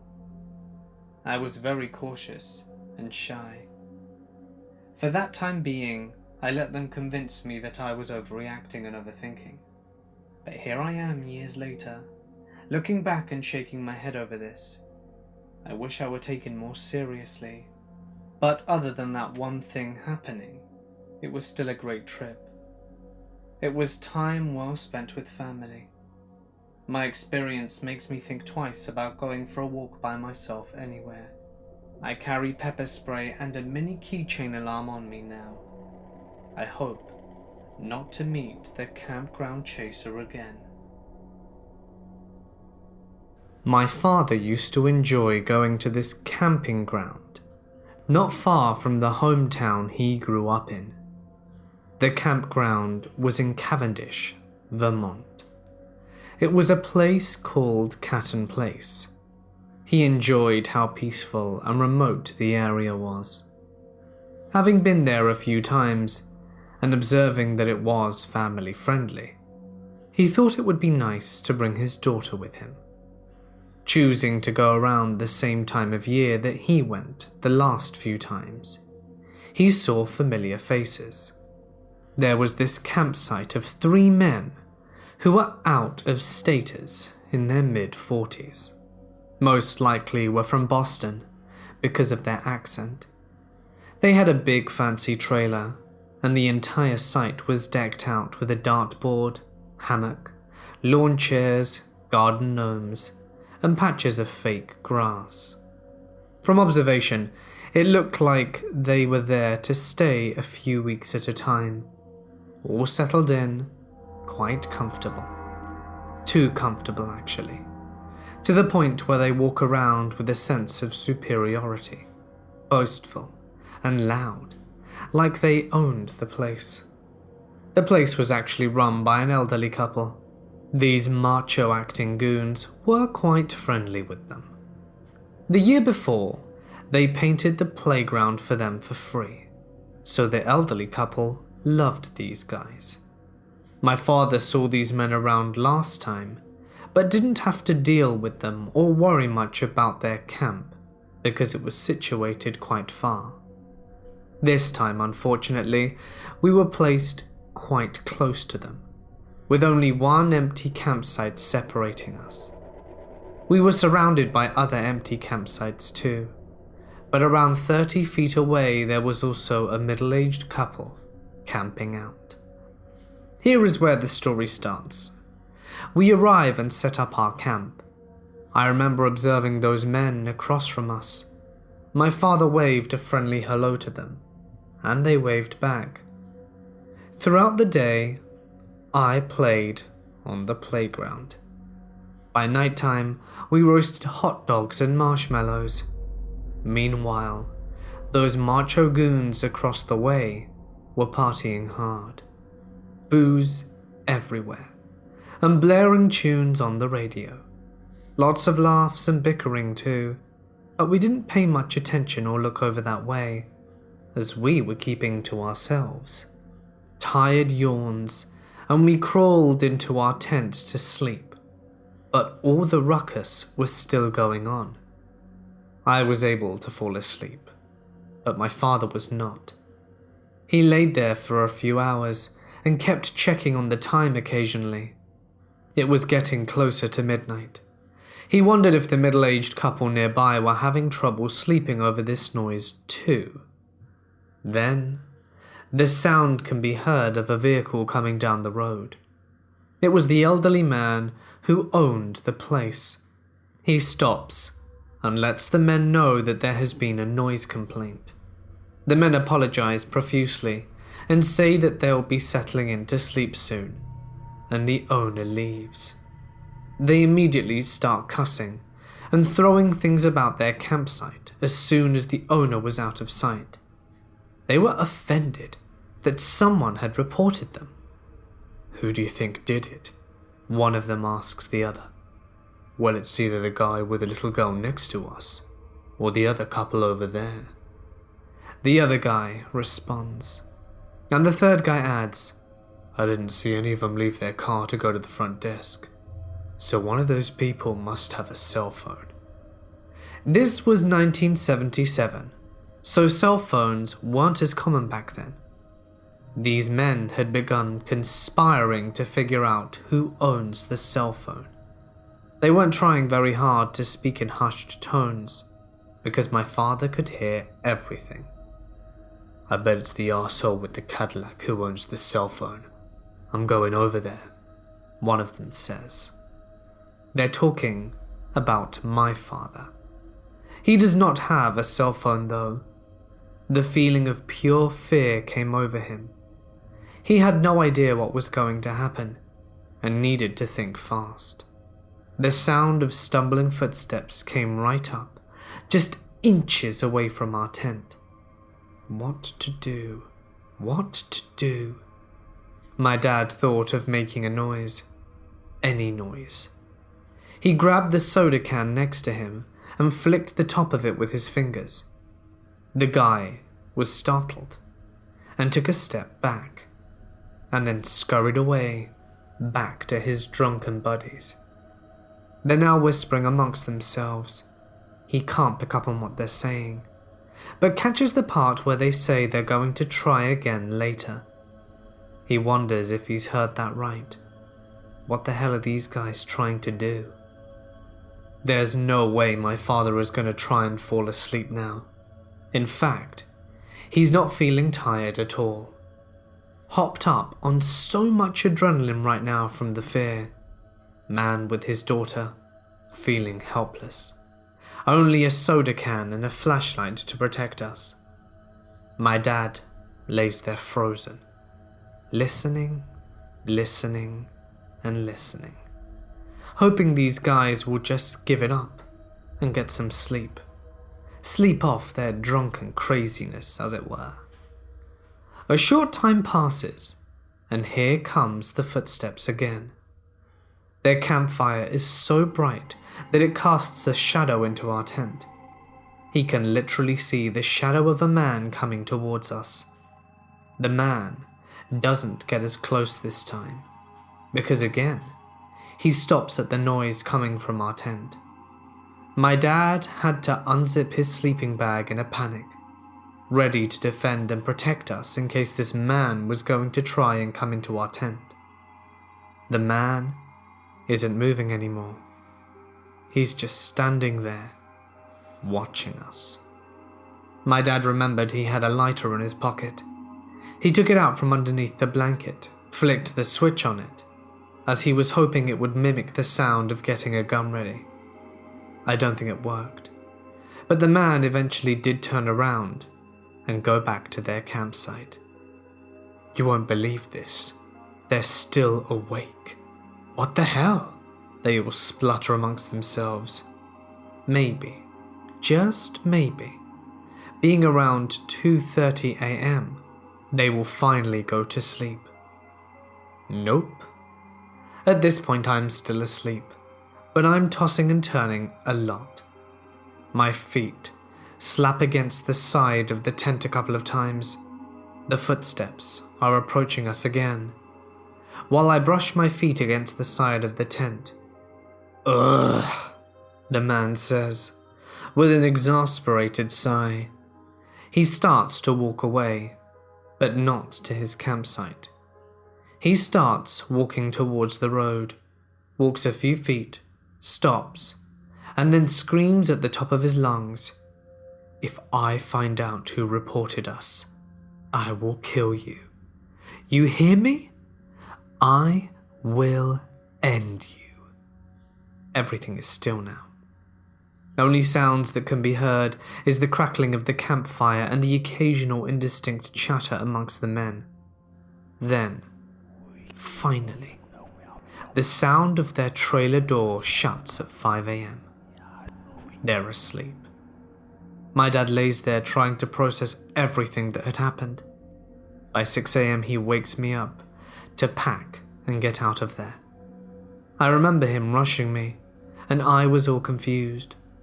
My dad then said he's never going camping again. That statement is still true. He never has been camping since. I have so many questions though. What did they want? Why did they need us to be asleep to sneak up on us? Did they want to harm my dad or myself? Did they want to steal the cell phone that he never had? I guess we'll never know. But it's so scary to think about. And I know that my father should have talked to the owners and made a police report too. I'm not sure if it crossed his mind in those moments. I assume that in this sleepless night state of mind, he just wanted to get away, far away, and back to the comfort of his own home. I've always been one who doesn't believe in something until they see it for themselves. I've always doubted in the existence of any sort of urban legend creature until last summer. I was 17 at the time. My boyfriend, some of his friends and I decided to go camping at a lake called Lake Thunderbird in Oklahoma.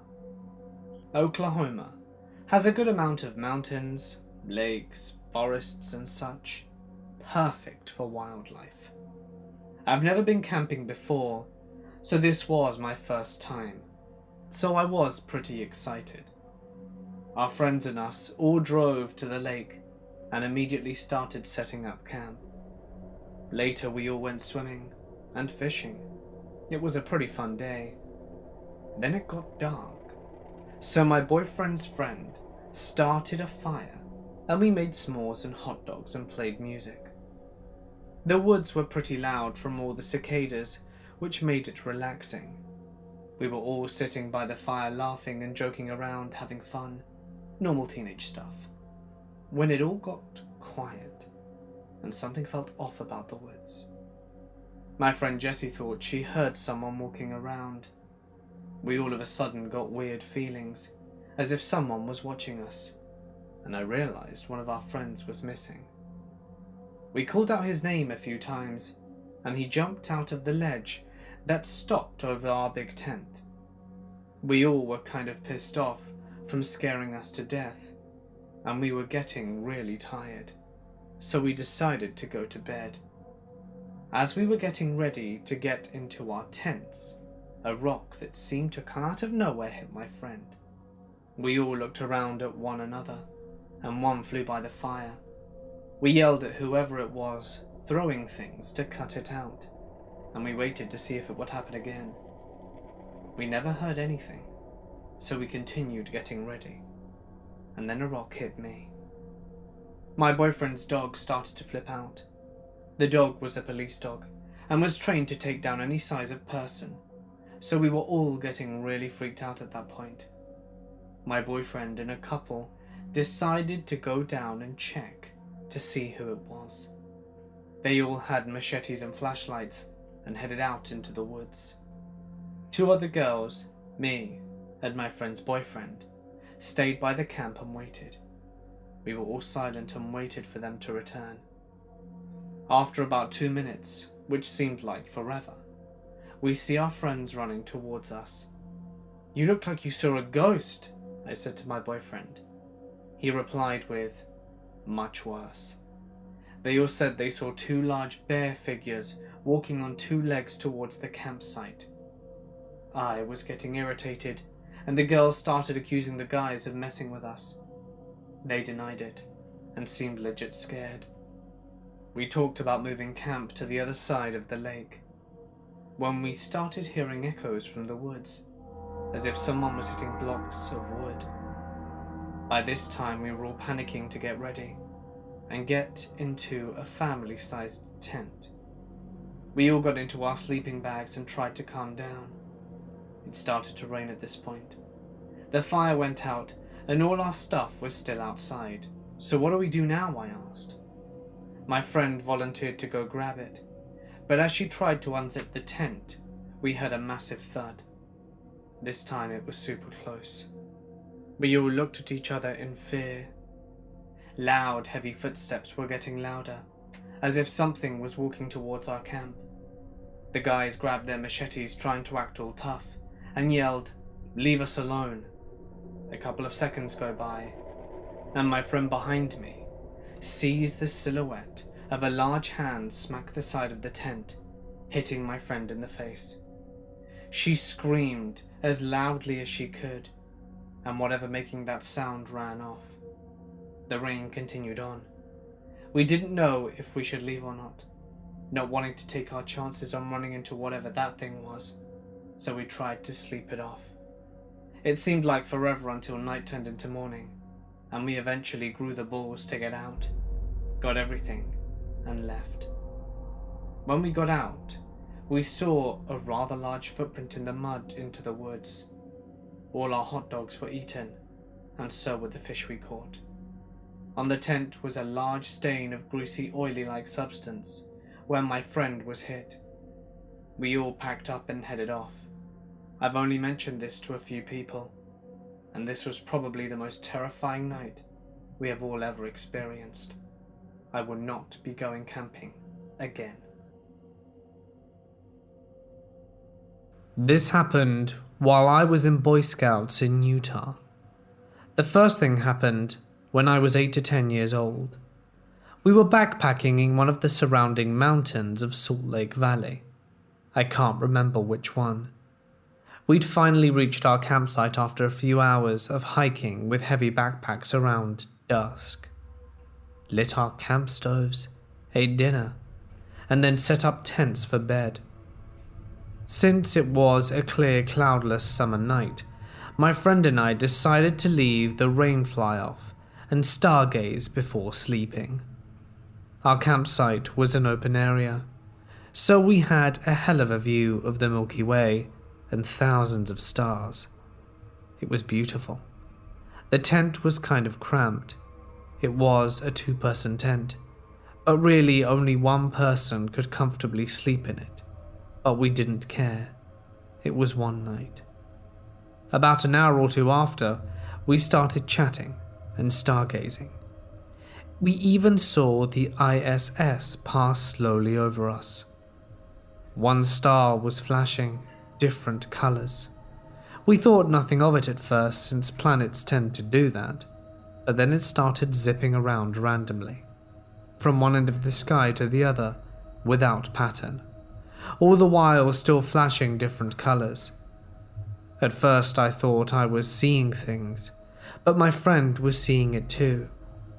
It kind of freaked us out, but we just watched it. It kept zipping around the sky at insane speeds, occasionally stopping for a few seconds, then continued zipping around. At first, we thought maybe someone else was pulling a prank, but everyone else was asleep. We heard no laughter and no laser pointer could change color like that, so we kept watching it, never actually feeling afraid. And then, after what seemed like hours, it was just gone. We lay there for about an hour watching to see if it would return. It never did. The next morning we packed up, hiked back to our cars and left. Not sure if this next part is related, as we could have just been dehydrated. But it was pretty silent the whole ride home, and when we stopped for lunch on the way, someone said they didn't feel good, like throw up bad. At the time I thought nothing of it, other than, stay away from me, I don't want to be sick too. He was fine the following Monday at the meeting, so obviously nothing too bad. But now, all these years later, I have to wonder, whatever that star/planet or even UFO was, did it make him sick? Or was it just dehydration? This is another thing that happened to me. It was during my very last campout when I was about to turn 18. It was at City of Rocks on the Idaho side. On the way there, we stopped at the skeleton of a house to wait for the rest of the cars. It was bare framework, half collapsed, and absolutely littered with debris. Even a large dug-out rectangular hole, probably for the basement. Being the stupid teenagers we were, we decided to explore a little. The leaders telling us to be careful and to watch out for nails and potentially snakes. No one was hurt, even the couple of boys who decided to jump down into the basement area. Nothing of interest was found, so we got back into the cars and drove the rest of the way. Not sure if it's related, but something I've decided to add since it was at least interesting. The rest of the weekend went as usual. Even the one kid who always gets hurt manages to have to be taken to the hospital. We're forbidden to climb the rocks after that. So to protest, we broke the no electronics rule. The leaders didn't get upset at this and agreed that it was fair. Another friend and I, the one I'm very close with, had a Slenderman game on his tablet, which was still popular at the time. This is kind of important later. It was after midnight, we're all in our tents, and our electronics have exhausted their batteries. We lay down looking out the window at the very small mountain we all climbed all weekend. It's big enough to take a good 10 minutes to free climb, but small enough to see from the very top of our window about 20 yards away from base. So, more of a huge mountain-shaped rock. Anyway, It was about that time when we saw several shadowy figures that looked to be crouching low on the top of the mountain. Each time we tried to focus on one, it would vanish. This freaked us out a little. There were 3 of us in the tent, and we all saw them. We chalked it up to our mind playing tricks on us since we were exhausted, and we'd been taking turns trying to beat the Slenderman game. But we said it was best to ignore them and go to sleep. We were probably just out of our minds, trying to make us think there was something there, but who knows. I've seen some scary stuff in my life, and even my father has some scary stories from his childhood growing up in the southern Idaho desert. I guess I'll never know for sure. It was the beginning of summer. My darling husband Jay and I were going camping at my favorite place in the whole world. This was a wilderness campground with a crystal clear lake and hiking trails, a river for canoeing and fishing. This was going to be a special weekend where we leave the kids, carers, all behind for just some time for the 2 of us. It was Saturday morning, and Jay had to work, so it was a little while before we could leave. We got to the place we were going, and there were only 2 of us. So we set up our tent, and did all of that kind of stuff before we went hiking, and had a picnic by the waterfall. Later we came back to camp, built a fire, shared a bottle of wine until the darkness and fireflies set in. It was a full moon, and everything was beautiful. I got this brilliant idea to do something I have done many times. I wanted to go skinny dipping in the lake. Well, Jay had already drank too much, and he was really tired from having to work earlier that day and all the hiking, and he didn't want to go. Also, there was no one camping except the 2 of us. If there had been, I wouldn't have gone, at least not skinny dipping. But I felt grimy and sweaty, and just wanted to be able to sleep without cleaning up. So Jay decides to lie down and rest in the tent, and I take off down the moonlit trail, my beach bag loaded with biodegradable soap and shampoo, change of clothes, and other bath items. While walking down to the lake, my spidey senses kind of picked up on something, but I ignored it. So once I got there, I undressed, put my clothes on the root of a big old pine tree, and dove in. I bathed, swam, and enjoyed the relaxation. It was almost like a trip to the spa for me. Finally, I got out. I was standing on the shore getting dressed, and I had that funny little feeling gnawing at me, like when you're being watched. My concern was not a person. This time of year, we had not seen a soul all day long, and no one lived nearby. My concern was that there could be a bear or some other wild animal. Just to describe the lake. This lake kind of sits like in a bowl. There is a cliff, but it's not a steep cliff. It slopes, and there are trees and forests surrounding it. So while getting dressed, I looked up towards the cliff, and my heart felt as if it were about to stop. A person stepped out of the shadow of the trees. Just from his silhouette, I thought it was Jay, as I couldn't see his face. Maybe he changed his mind about swimming, which was unlikely, since when he goes to sleep, he sleeps like a log. Or maybe he was worried about me. I had been enjoying the lake so much, I had probably been there at least an hour. So just assuming it was him, I started joking with him. "Sorry, but you missed a great swim," or something like that. Normally he would joke back with me or say something grumpy if he was irritated that I'd been down there too long. But I received no reply. All the while, I'm putting on my clothes, still talking to him, but he never said a word. When I had my clothes on and was ready to start walking back, he stepped back into the shadows of the forest. At that point, I'm pretty sure it wasn't Jay. So I grabbed my stuff and ran down the trail as fast as I could. One time, I thought I heard voices, but I was so scared I could have imagined it. I got back to Jay, and of course he was sound asleep.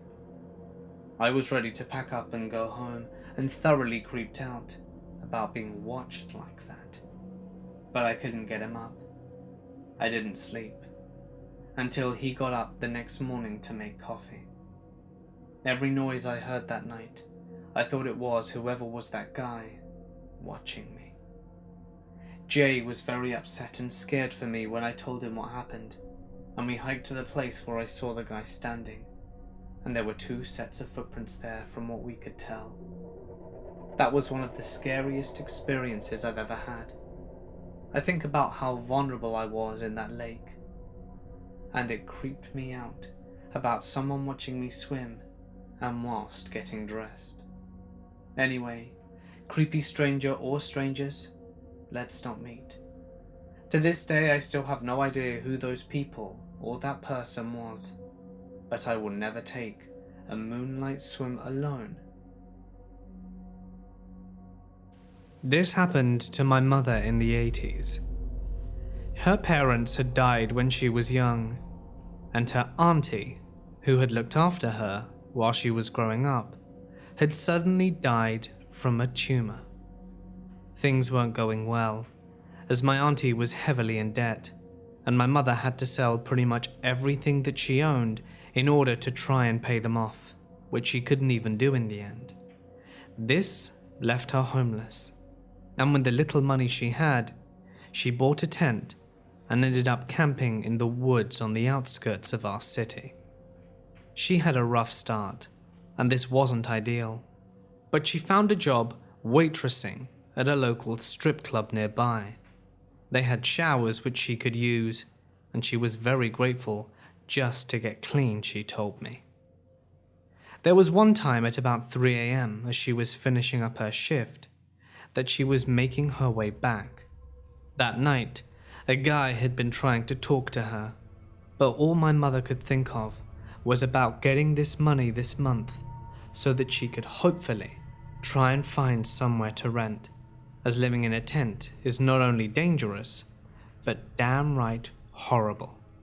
You can't fit your life into a small plastic sheet, as she put it. Anyway, this guy was following her home.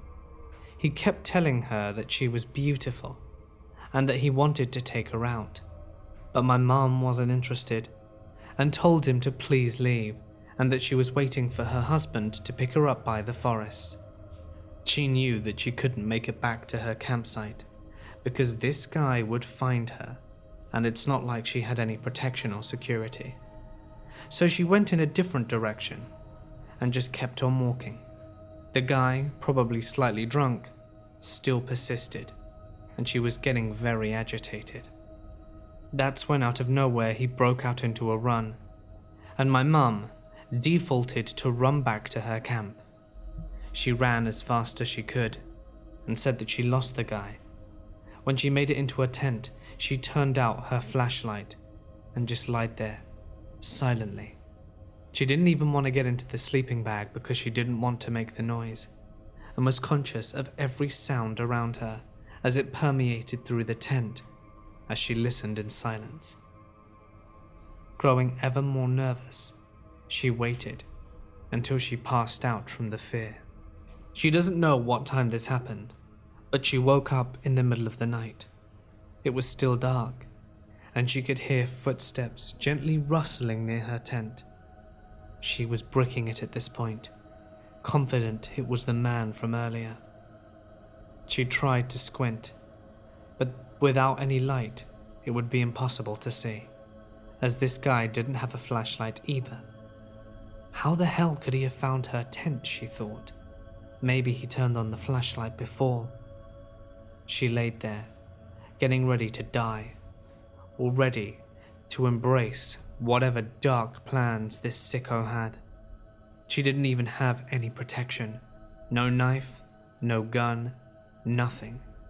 Perhaps the blunt end of the flashlight could do some damage, but it was light, cheap plastic, and she severely doubted it.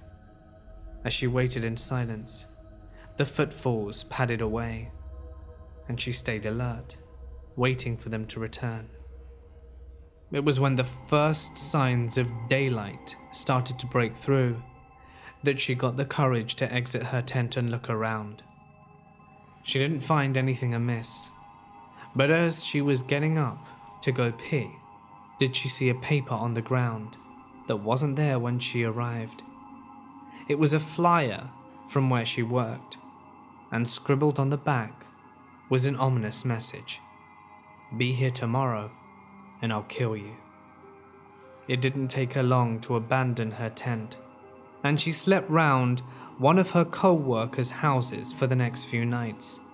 That ended up turning out to be 2 years, as they ended up getting along pretty well. And she finally got enough money to get her own place and met my dad. And that's a story for another time. My mum doesn't like to dwell on what happened, but she knows very well she got lucky, as that guy managed to track her down and she was defenseless. He could have done horrific things while she was asleep. Who knows? If he'd have gotten his own way, I don't think I'd have a mum or be here to share her story.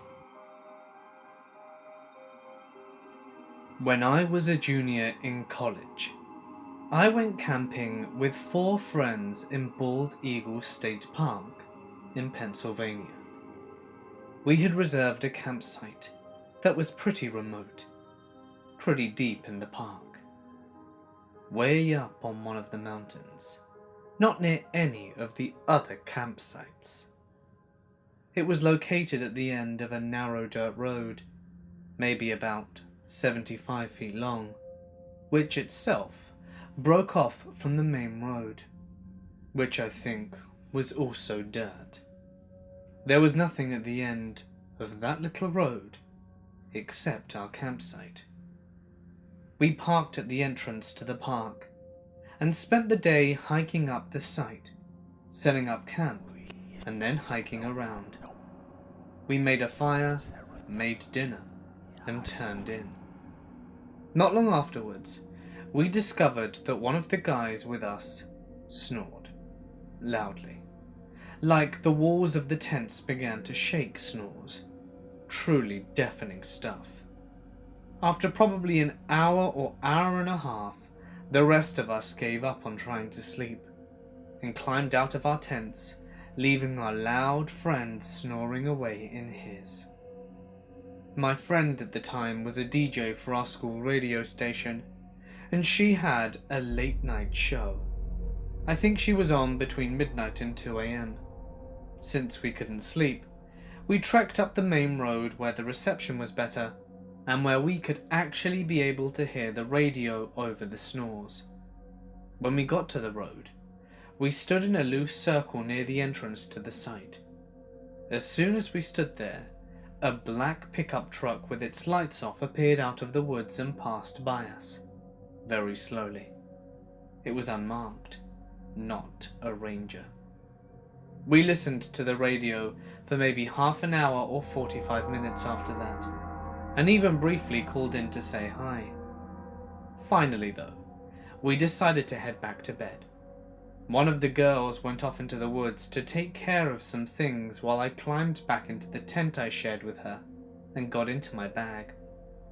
After a couple of minutes, I heard her move through the leaves towards the tent, coming from my right. At the same time, I also heard the unmistakable rumble of tires on the ground. I stood up and looked out of the little screen window of the tent. We hadn't bothered to put up the rain fly, as it was a perfectly clear night with a very bright moon, so I could see everything. I saw my friend come sprinting back to the tent and ducking behind it as the black truck pulled into our campsite, still with its headlights off and just shut off its engine. Our friend is still snoring. I have a little knife in my tent, and I know my 2 other friends have at least one in theirs. but we have no other weapons. No guns, no bear spray. So we just watch. As I said, it was a clear night, and we can see the truck just fine. It's maybe 20 feet away from my tent, but I can't see who's in the truck, or how many people there are. Nothing seems to move inside the truck. I still remember the metallic clunk sound as the engine cools off. I honestly have no idea how long I just watched it. My friend had ducked down behind our tent, and I could hear her breathing that she was terrified, but neither of us said a word. It feels like a really long time went by. It had to have been at least 10 minutes, but could have been half hour or more. We just kept waiting for something to happen. Nothing did. Eventually the truck started again, and then backed up down the long, narrow dirt road. It never turned its headlights on. I heard it drive back in the direction it had originally come from, and that was it. My friend burst into the tent a second later. Now we're all talking. Did you see that? Holy crap. But our friend is still asleep. Eventually we just went to bed. We packed up and headed out in the morning as we planned. And yes, we checked with the park.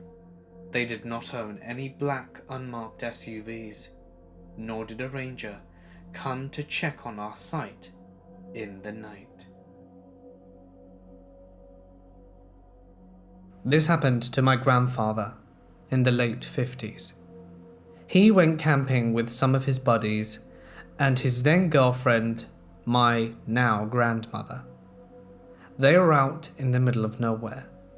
Back then there were far more undeveloped areas, and it was pristine wilderness and very deep where they were going. They came across a clearing not too far in and decided to make their camp there. They got all their stuff and started building their camp. They were roasting food over the fire, drinking a few beers, and generally having a good time. It's quiet. Too quiet. All the noises in the forest had suddenly stopped. Everyone seems to have taken notice. They look around and can't see anything peculiar.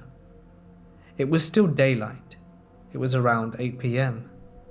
But there was nothing to give any indication that something was wrong. They look around for a little while, seeing if there's anything in the tree line. But after waiting around and seeing nothing, they continue chatting and try to forget about it. That night they fall asleep. The chirping and the animal sounds have come back to some degree, but not like it was before, and everyone is a little bit on edge. My grandfather and grandmother are sharing a tent, and of their friends, one of them goes to pee. They get out of the tent, walk away, and are not heard from in several hours. My grandfather wakes up in the middle of the night, also to pee, and as he's walking out, through the dim embers left in the fire, does he see a lump on the ground that wasn't there before. He darts over, and it's his friend. He's quietly sobbing to himself on the floor. My grandpa shakes him and asks him what's wrong.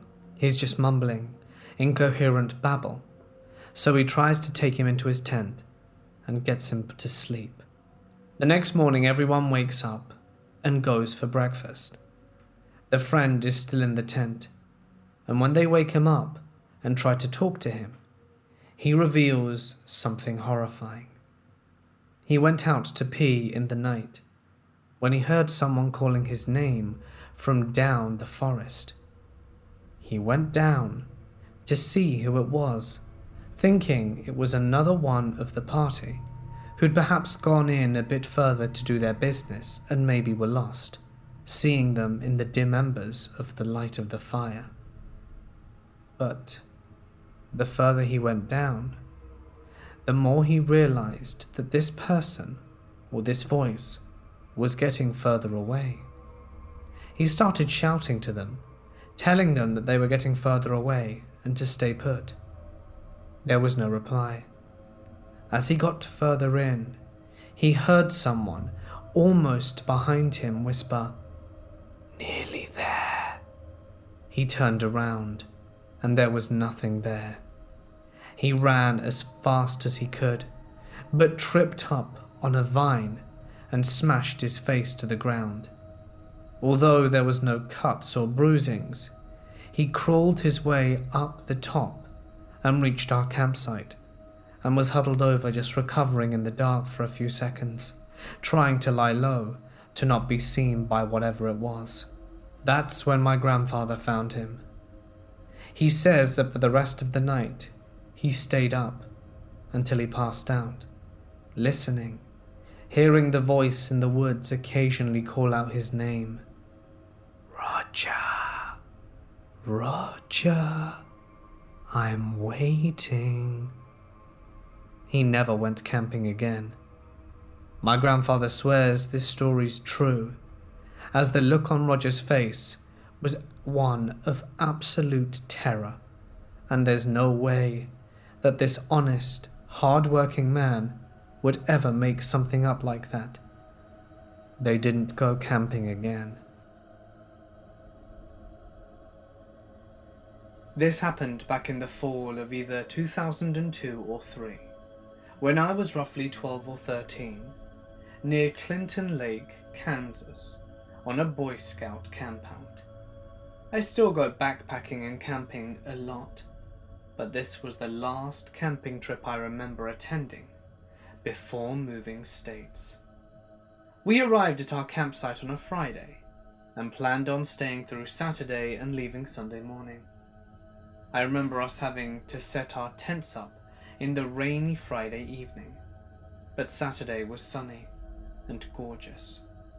I don't remember every precise detail, but right before we went out to hike that morning, an old van, perhaps a late 70s model, pulled into a campsite within view of ours. These guys were hippies, with a capital H, and it was my first exposure to what weed smells like, when some of us asked if a skunk was nearby.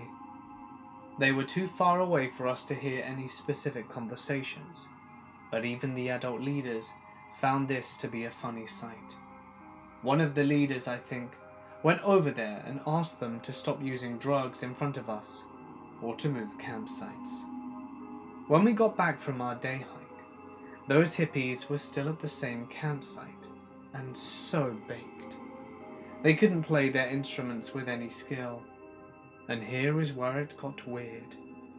By the time the sun was setting, the group of stoners had completely ditched their hippie attire and had dressed in a total goth style.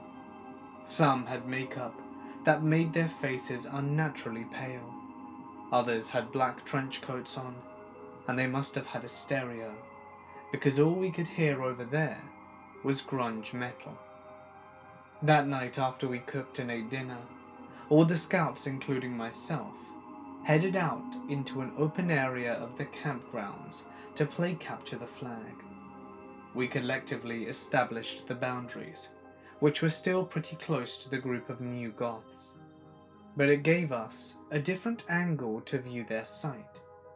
I doubt they had any idea we were there, since we played with no flashlight. By this point, the grunge metal had been replaced with this creepy, ominous opera music. I succumbed to curiosity, but I wasn't about to sneak into their campsite. I just crept a little closer to see what they were doing. They had made a large campfire, beyond legal limits, and I couldn't see any of the group. On a tree, I saw something that had me initially freaked out, but I figured they were still feeling with weed and any other drugs they may have taken for this to be real, and continued to play. I think we only played one game and then retired to our tents. At some point in the middle of the night, all of our adult leaders woke us up and told us to quickly and quietly pack our things and take our tents down, and to get back to the bus. As we were packing everything up, We couldn't help but notice the bonfire was still going strong, but the music stopped and we heard people talking. Their tone didn't sound like casual conversation either, but I couldn't hear specific words. I don't know how to describe it. Once everyone and everything was in the bus, the driver got us the hell out of there. The adults were abnormally quiet, and the scouts had congregated to the back of the bus. I don't remember if one of us told the adults about those guys, but we knew it had to have been regarding that strange group. A fellow scout from the other CTF team had also tried sneaking into their campsite and saw the same thing I did. Ever since, I'm inclined to think what we saw was real, and a reason for us cutting the trip short. Hanging from the tree, he and I had seen a decapitated dog and 2 severed human legs. I never learnt anything more about that night. This happened during the summer of 2012, when I was 15 and still an active member of a local Boy Scouts troop. I went camping, something my troop had frequently done. The camp we chose was for a full weekend. It was a nice forested area with taller grass. It also lacked other campers, and we saw no cars driving in or out throughout the time we spent there. Since we did not have to worry about other campers, our troop had a big campfire on Saturday night that went late into the night. Eventually, our campfire started to die out, prompting us to put it out and respectively hit the hay. Oddly for me, I was unable to sleep that night. I usually slept well on campouts, especially when I have the pleasure of using a tent alone, like I had done on this occasion. So I sat there in complete silence, listening to the various sounds around my tent. Eventually I found myself dozing off, until I heard something walk nearby our campsite. There was a very apparent rustling of grass that began to get closer and closer to the blob tents that our boys were sleeping in. After a solid minute of movement, the sound stopped right in front of a tent that was about 7 or so feet from mine. I then heard the rustling start up again and head off in the direction of the forest. I was paralyzed with fear. What could have made the sound? I thought about it for a few solid minutes and eventually decided it must have been an adult checking on us. Before I went to sleep, I looked out the tent little mesh window at my side and did not see anything out of the ordinary in our campsite. This sound went on a bit into the distance, but I did not record for how long, as I eventually fell asleep. I woke up later that night to the same sound of rustling, yet this time it was closer to our tent circle, as it was the first time I heard it.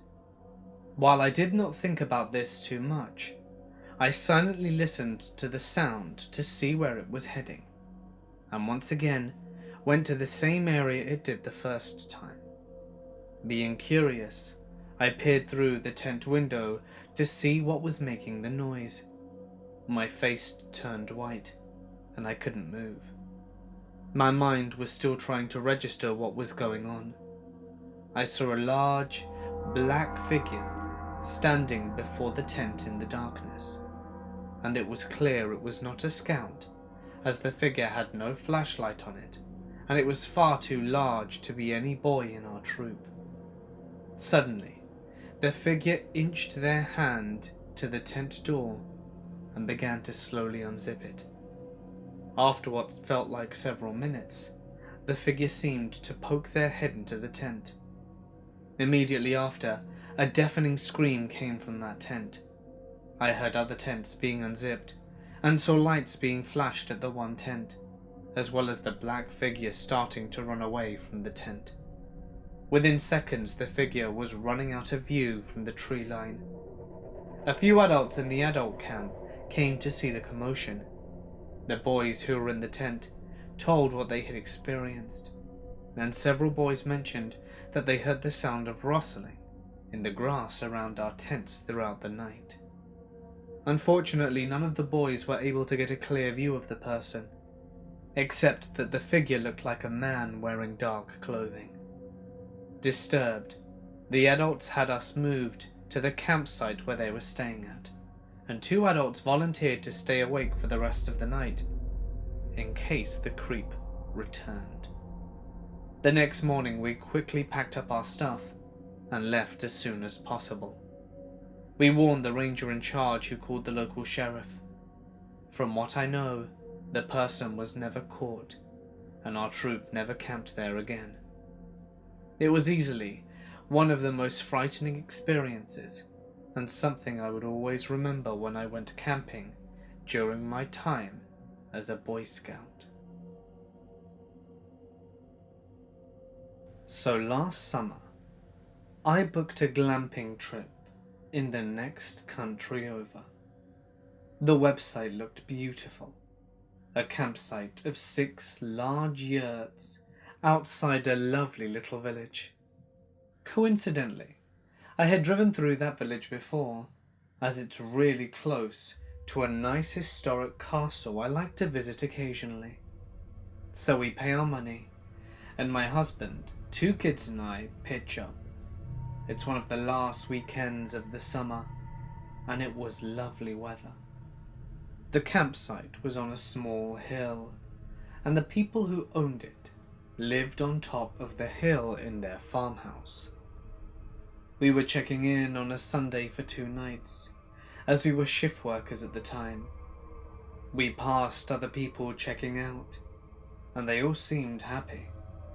The owners of the site showed us down to our yurt, and mentioned that we were the only ones on the site for our stay this time, it being a Sunday.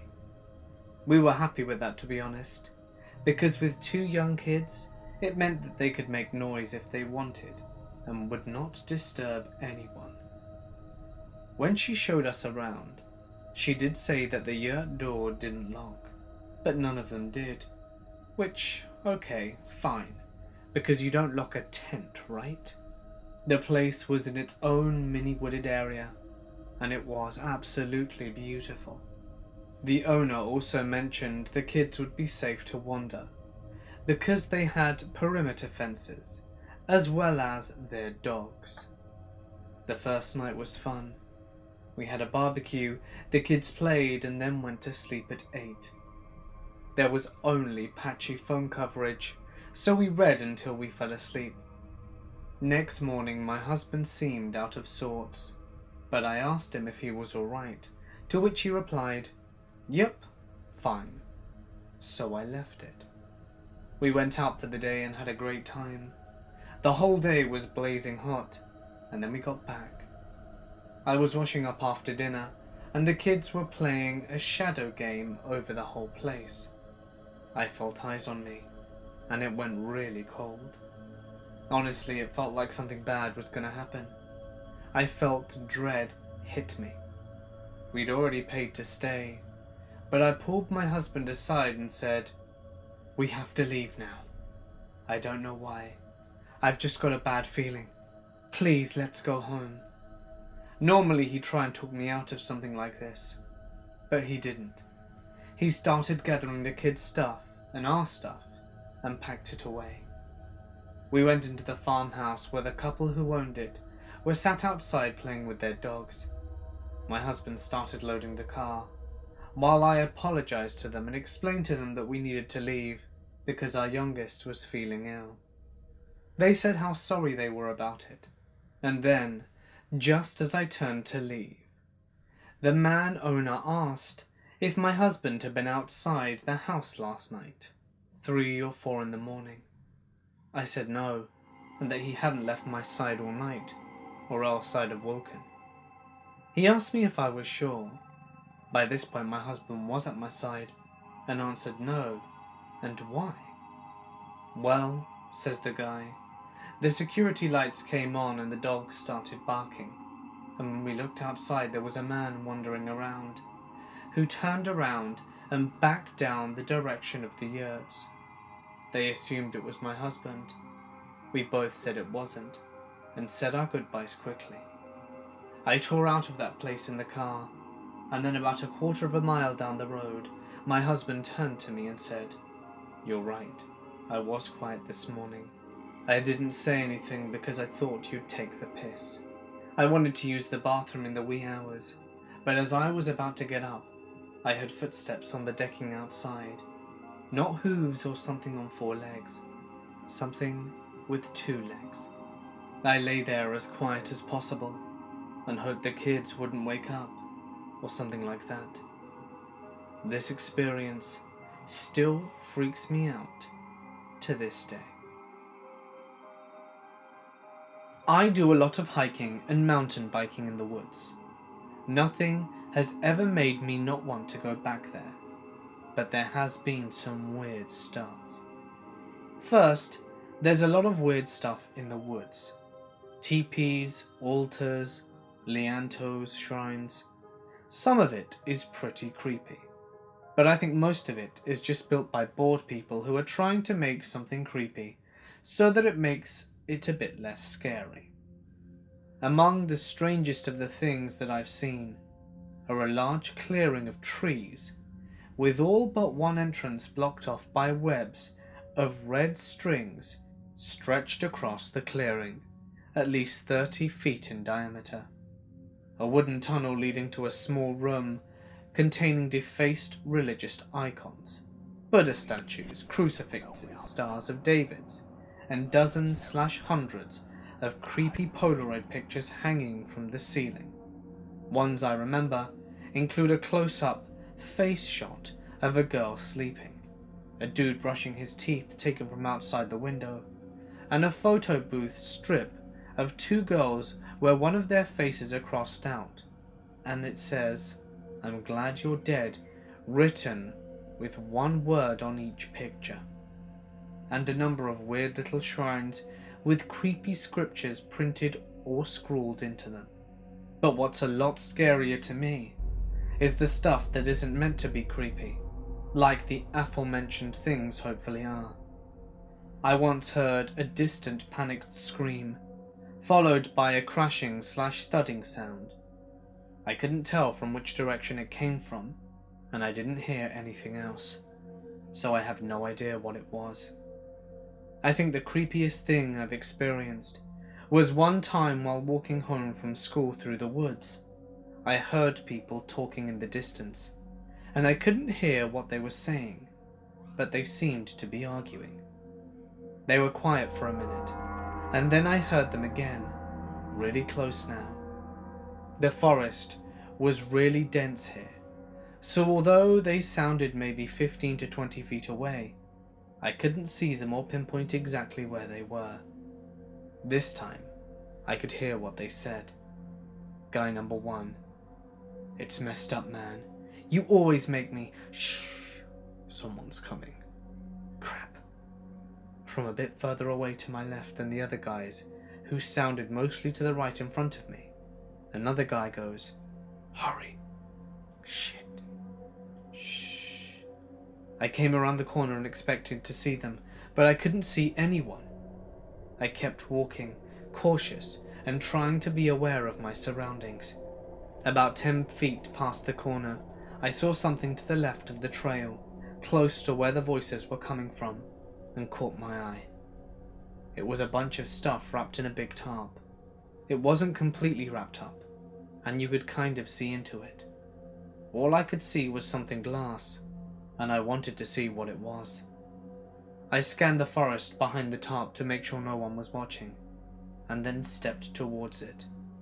Suddenly, one of them says, "Keep walking," very calmly. I looked back into the forest, but still couldn't see anyone. They said, "Go," still calm. I looked for another second, unable to see a soul, and then turned and kept walking like nothing happened. I don't know what was going on there, but the whole time it gave me the creepiest vibe I've ever gotten. My boyfriend and I went backpacking in the mountains. I'd been camping before, but only car camping, and didn't have to carry my bag for long, if at all. So this was my first time actually backpacking.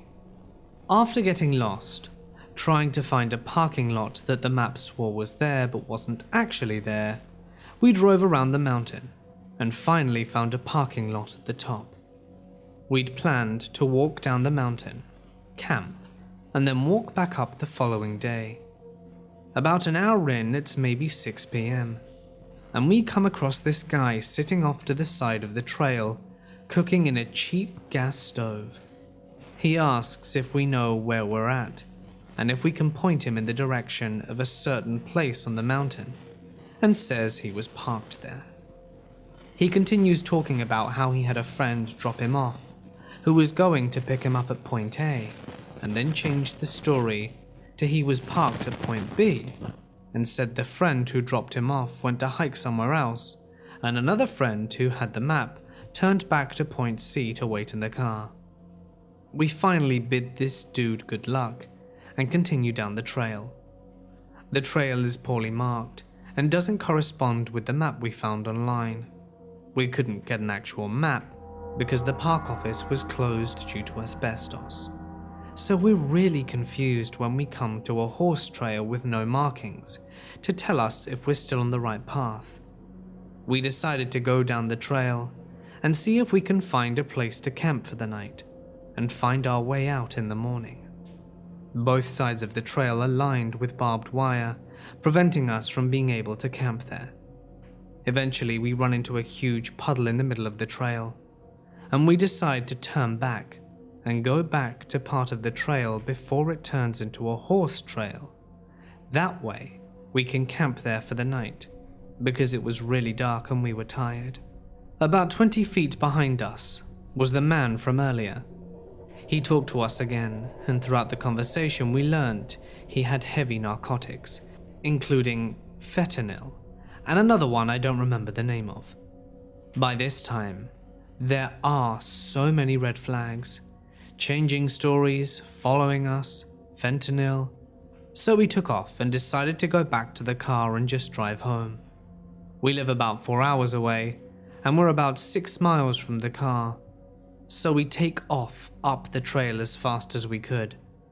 I got severely dehydrated on the way and was struggling. We had plenty of water, but it was very hot, and were practically running up the mountain. Eventually I started hallucinating, thinking I was vomiting blood, but it was just red Gatorade, or that there was some blood coming from my shoes, sweat. And there may or may not have been a bear somewhere nearby, but that could have been a hallucination too. We ended up doing the full 6 miles up the mountain in 2 hours. We reached the parking lot, and that's when I gave up. I decided to wait on a bench while my boyfriend got the car. The parking lot was curved, so we were out of sight with each other. He finally came back down to me with the car and helped me in. We found a gas station to sleep at for a little while before heading back home. Oh, and as we were driving out of the parking lot, we saw a sign saying hitchhikers may be escaped convicts. Perfect. It was over 20 years ago in southern Missouri. Me, 17, and a friend of 16 were out camping. We were at least 1.5 miles from our truck. We were also at least 2 miles from the nearest farmhouse. We had set up camp in a small clearing in a dense old growth. The clearing was only about 25 feet across. Our fire and lantern light reached the trees, but could not penetrate into them.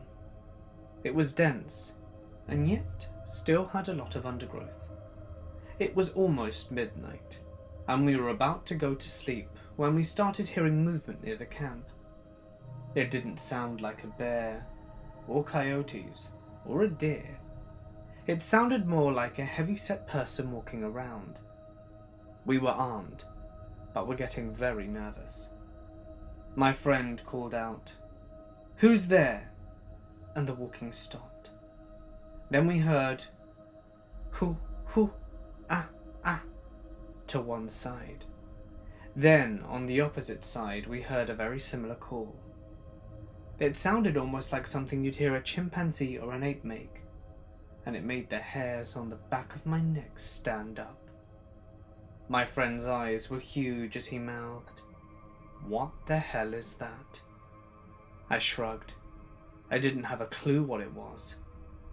We were shining our lights at the trees, but even our flashlights couldn't penetrate the forest.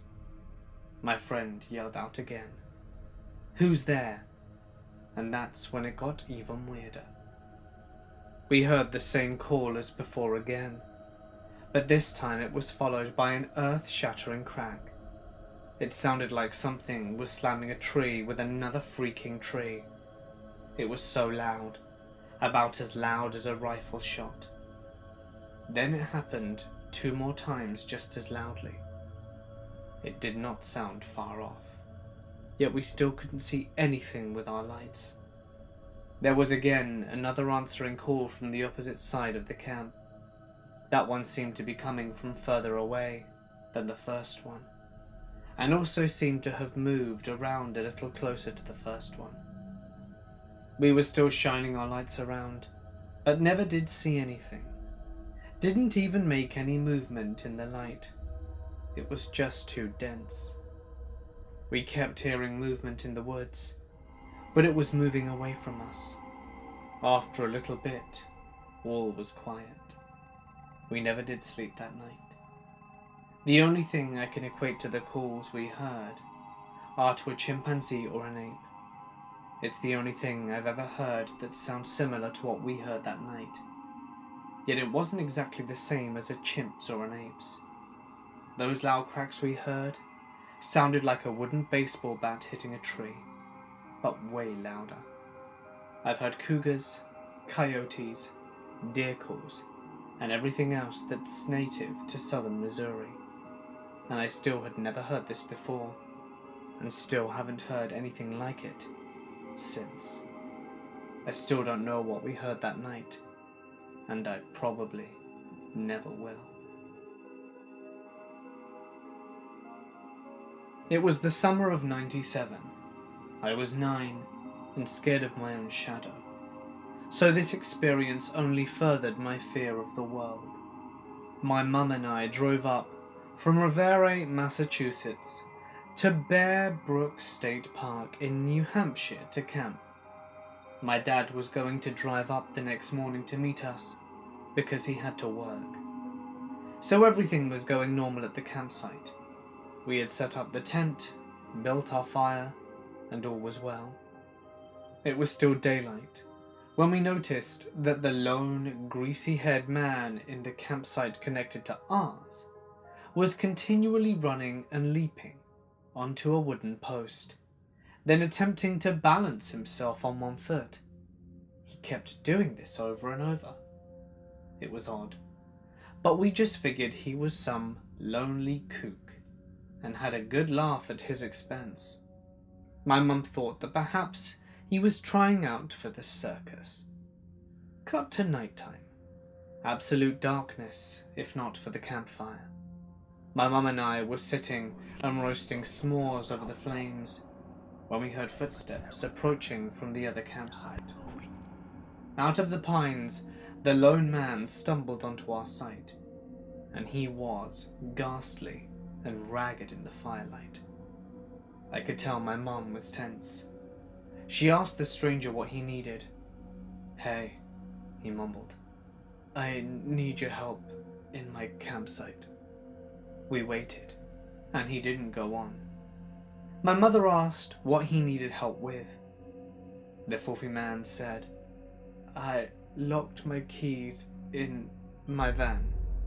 I need you to come over and help me." He then looked over at me and said, "Don't worry, kid. You can stay here with your fire."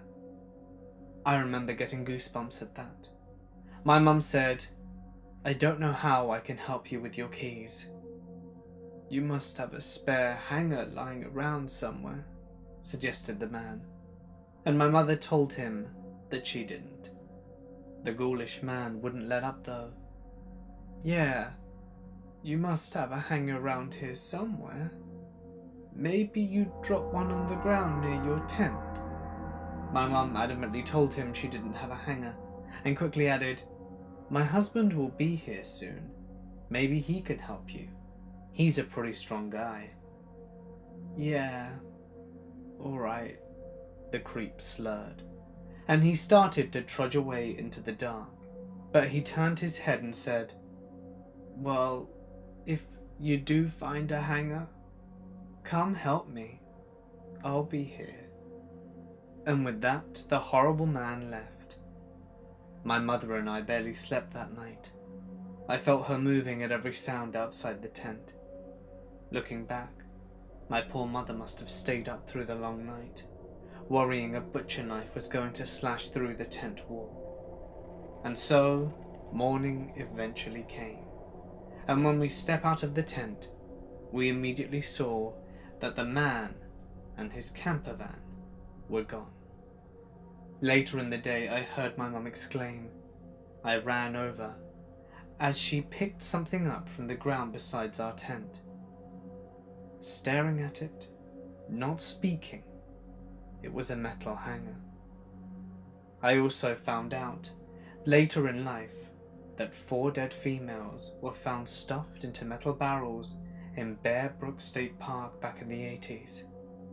I don't remember all the details, and I may have things mixed up, but I've left the wiki page in the description if anyone is interested.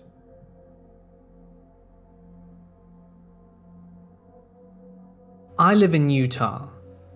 I went hiking up the Bonneville Shoreline Trail that used to be the shore of Lake Bonneville ages ago. This day, I picked a different trail to follow, one I had never been on before.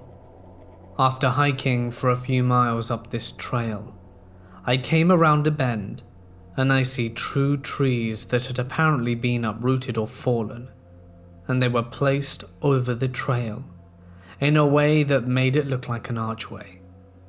That, by itself, wasn't weird, but there were 2 big elk skulls placed on the end of each tree, placed just so that the empty eye sockets of the skull were looking directly at you as you passed under the trail.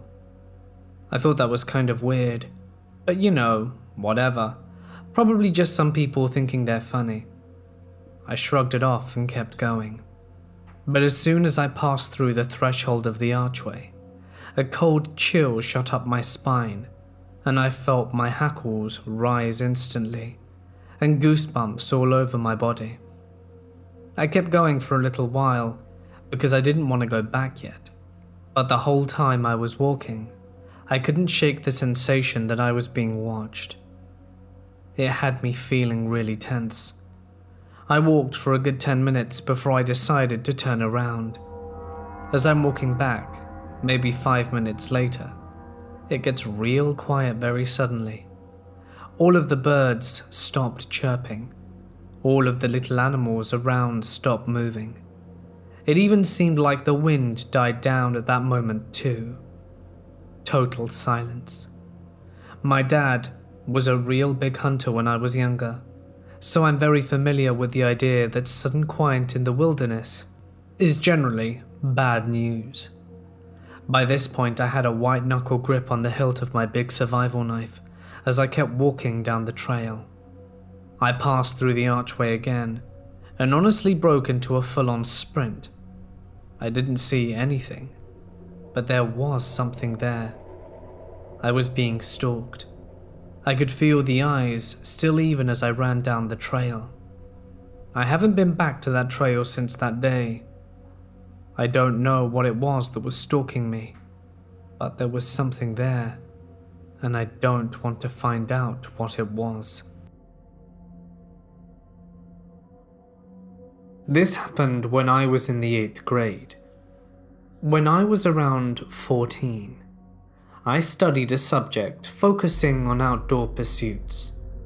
For our final assessment, 2 teachers took my class on a one-night camp where we would do activities like rock climbing, kayaking, trail walking, etc. I live in Australia, around an hour from a state forest that was notorious for the backpacker murders. Several bodies have been found, and several more remain missing. I'm pretty sure that all of the murders were linked to the same serial killer. Anyway, in the morning we leave the school and drive out in a bus. When we reach the road that leads to the entrance of the forest, a police car is parked to the side. He spoke to the teacher for a moment, but I didn't hear anything, and no one else seemed to notice or care. Fast forward a few hours, and we've trekked, roughly 20 of us, to the camping area somewhere in the middle of the state forest. Some parts are state, some are privately owned. While kayaking that afternoon, we noticed a helicopter doing flybys, but again, my classmates never suspected anything. A couple of mates and I were the first to leave the water, and helped the teacher with some equipment, and started building our own rafts. I was standing off to the side when one of the national park guides walked over to one of the instructors and talked in a hushed, slightly stressed out tone. I remember hearing the instructor say stuff like, "You're kidding," and "I don't believe it." He just looked shocked and taken aback. So at this point I started connecting the dots, but I didn't say anything to my school friends. Around dusk that night, I go to use the toilet block, which is around 100 meters from my campsite. As I go in, I remember a guy walking around the other side of the block. I didn't see him very clearly in the diminished light, but he kept glancing around with nervous body language. I couldn't see his face clearly. He wasn't part of our party, and to me he just didn't fit in. But I didn't think much of it at the time. Fast forward to the next morning when we get back to the car park. The teacher tells us that a body was found in a dam not too far from where we were. They didn't want to tell us as to not to frighten us. We later found out it was a young guy who was killed with an axe, and the guy who did it was related to the serial killer who hunted in the same area. I don't know if it was the guy I'd seen, or if he had anything to do with the murders, but it freaked me out a lot afterwards, and I haven't been camping since. A year ago, a group of us went camping in Kearney, Ontario, where we always go camping. Whenever we go, we always form our tents in a big circle, with the fire pit in the middle of us.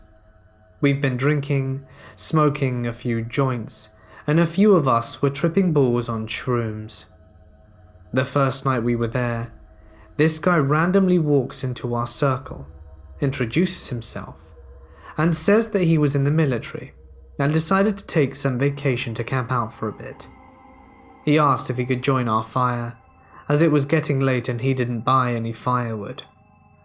Being the friendly, stoned people we are, we let him join our fire. He even pitched in some money for the firewood.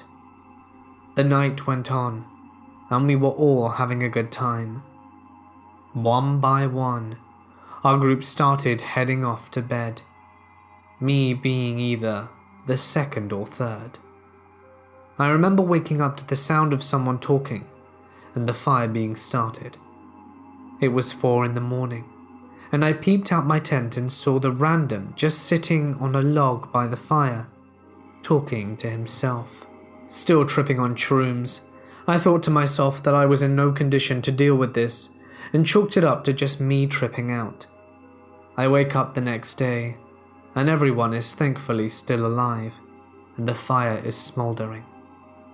We look to the next campsite, where the random was staying, and it was spotless, No garbage, no tracks in the trail around the site, no nothing. We started talking about him just to be sure we all saw him. Through talking, we managed to figure out that he must not have slept at all. The last two of our group passed out just after 3:30. The first person got up just after 6 and noticed he was gone. The rest of our camping trip went well, and we all went home. Fast forward maybe 4 to 5 years. I flip on the news, and there's a picture of someone I could swear I recognize. He was arrested for a bunch of crimes, including sexual assault and murder. Guess who it was? It was the random guy who joined our fire. I don't know why I remembered his face, but I guess it was just a weird situation where my brain right-clicked and saved a JPEG in my brain. Now, I have no way of proving if it was the same guy. We didn't take any pictures of the random, but the picture jump started my memory and made me instantly remember the weird random fire joiner. Either that, or they looked identical. Either way, it was profoundly creepy. I do a fair amount of archery hunting when the weather permits, and trap rabbits about 3 times a year, although I do release them if they're pregnant. I used to be a vet technician and just can't do with baby bunnies. But I think the craziest thing that ever happened was when I was following some deer tracks. I had been tracking the herd for a few days, not planning on bagging one, just to observe. So I'm hauling around a tree stand and my tent and bare essentials. Before my pup got cancer, I would bring her, but she's in chemo, so it was a solo trip. I generally let her tell me when I wasn't noticing something, but without her, it got fairly creepy pretty quickly. I notice I'm losing the light and rub my face in frustration, and I'm suddenly waking up. I was just laying down, with my tent and everything set up, firewood under me, ouch, and a rip in my jacket. Nothing else to show for it, except that it was way darker than before. I checked my watch. I've got roughly 3 hours to sunrise. When/who set up my tent? They did it differently than I normally did. Okay, it's kinda just oilcloth and rope, and I travel light, but it wasn't in my usual formation. The zippers on my pack were all open. I was grasping my sheathed field blade in my left hand, and I'm right-handed. I don't know what happened. To this day, it unsettles me. One winter, when I was homeless in college, I had a mouse crawl into my tarp hideout as it was pouring buckets. It practically swam to get under the tarp, and it just sat there gasping, shivering. I gave it a cracker, and it sat with me. I eventually fell asleep for a few hours. When I woke, it was gone. But a little pile of grass and a twig with a berry on it, poisonous unfortunately, was where the mouse had been. Kinda always thought of it as a thank you. It was the end of my freshman year of college, so my friend and I spent a weekend at my family's cabin by ourselves to celebrate. The weekend was fairly uneventful. The most exciting things that happened involved burning a pizza on the grill and a chipmunk trying to join me while I was using the outhouse. But then, we had to leave. Even though I had gone to the cabin every summer since I was born, I didn't really know how to get to and from it. We had been using my friend's dad's GPS. It was pretty old, and probably hadn't been updated in a while, which is likely why it took us where it did. The route we took was unfamiliar to me, but what did I know? It was a GPS. I trusted it enough to bring us where we needed to go. It took us down a twisted side road that I knew was wrong, but I kept on going, thinking that maybe it was going through the woods and that it would be faster. That's when it told me to take a left. I obeyed. but was extremely confused because it looked like a dirt road. I slowed down and looked at the GPS when my friend let out a horrified, "Oh my God." I looked up and realized we weren't on the road at all. We were in someone's driveway. Then I saw the dolls. They were worn by the weather, full of dirt, and faded from the sun. The ones I took note of were the clowns and bodiless heads. There were so many, I wasn't able to take all of them in, and every single doll was hanging from a tree. My friend and I were both shrieking at this point, her yelling at me to get back up and get out of there, and me yelling, "What the hell," over and over. We safely got back to the main road, and followed that until the GPS gave us a different route, which took us home without further incident. Although I didn't see the person living in that rundown house, it was one of the most terrifying things that has happened to me. It didn't even feel real while it was happening. I felt like I had been dropped in the middle of a horror movie about a serial killer with a doll fetish. Sometimes I wonder what would have happened if the person living there had been there when we pulled up into their house, but I try not to let my imagination get the best of me. I do sincerely hope we never meet that person. I grew up in Alaska, just on the bubble of civilization. There, even in the big cities, you'll get bear and moose and such. I was walking home from the bus stop. Our driveway was about a half-mile long through woods. I heard noises to my right and stopped, hoping it was anything but the one animal that scares me. And then it stepped out of the trees. I froze. My blood felt cold and stopped in my veins.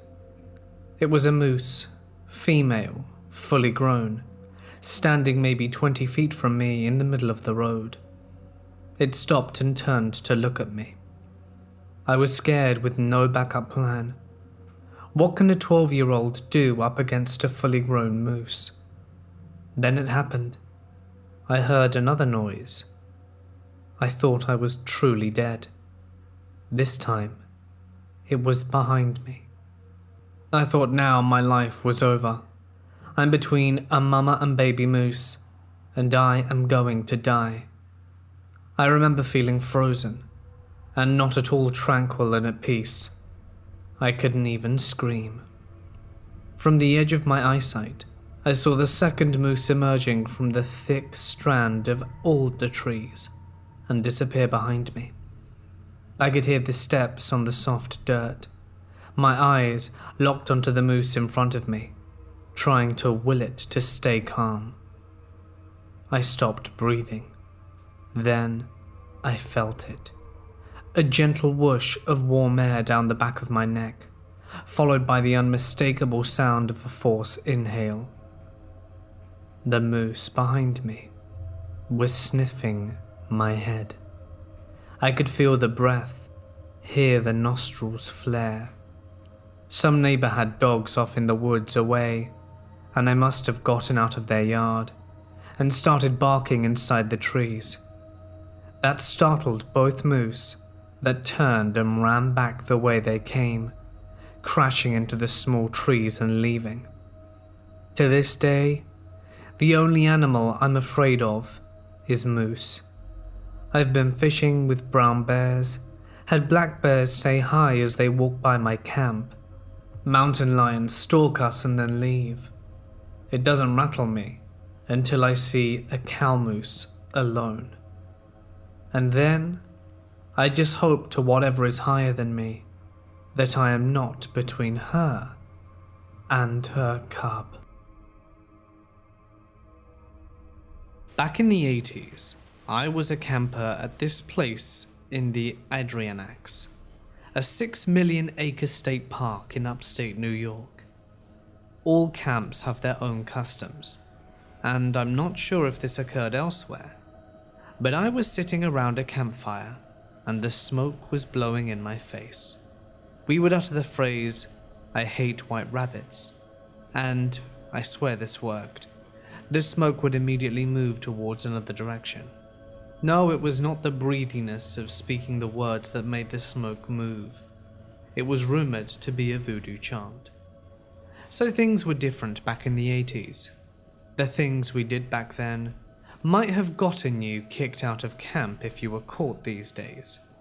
Or maybe it would result in a lawsuit in jail time. Like the time my counselor locked me in his room with a 6-pack of Budweiser tall boys and told me that I couldn't come out until I was finished. But that's a separate story.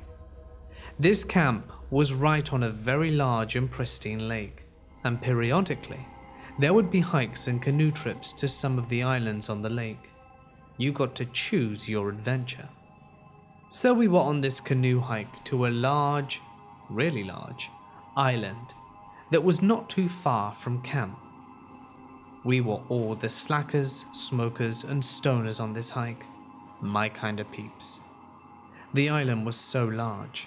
It had a pretty wide running trail that went around the perimeter of the island, wide enough to comfortably ride around a 4-wheeler, and they were wider than I was at the time. So I mentioned this was the 80s, right? That first night some of us campers were partying with the counselor. Beers were being drunk, and someone had some mushrooms that I did not partake in. We, of course, were sitting around the fire. When the smoke blew in someone's face, they said the phrase, "I hate white rabbits." The smoke moved. The next recipient of the smoke said the words, and the smoke moved again. The words began to be uttered more quickly as the smoke moved faster and faster from person to person. At the height of this frenzied chanting, the smoke was starting to almost look like a vortex. The next morning, I opened our tent to see lying on the ground, spanning the width of the running trail, the biggest rabbit I've ever seen in my life to date. It was dead. It had eyes that were glazed over and blue, and it was white. A few years back, a friend and I used to camp out in the woods near my house. You weren't technically supposed to camp there, but it's not like anyone would notice if we did.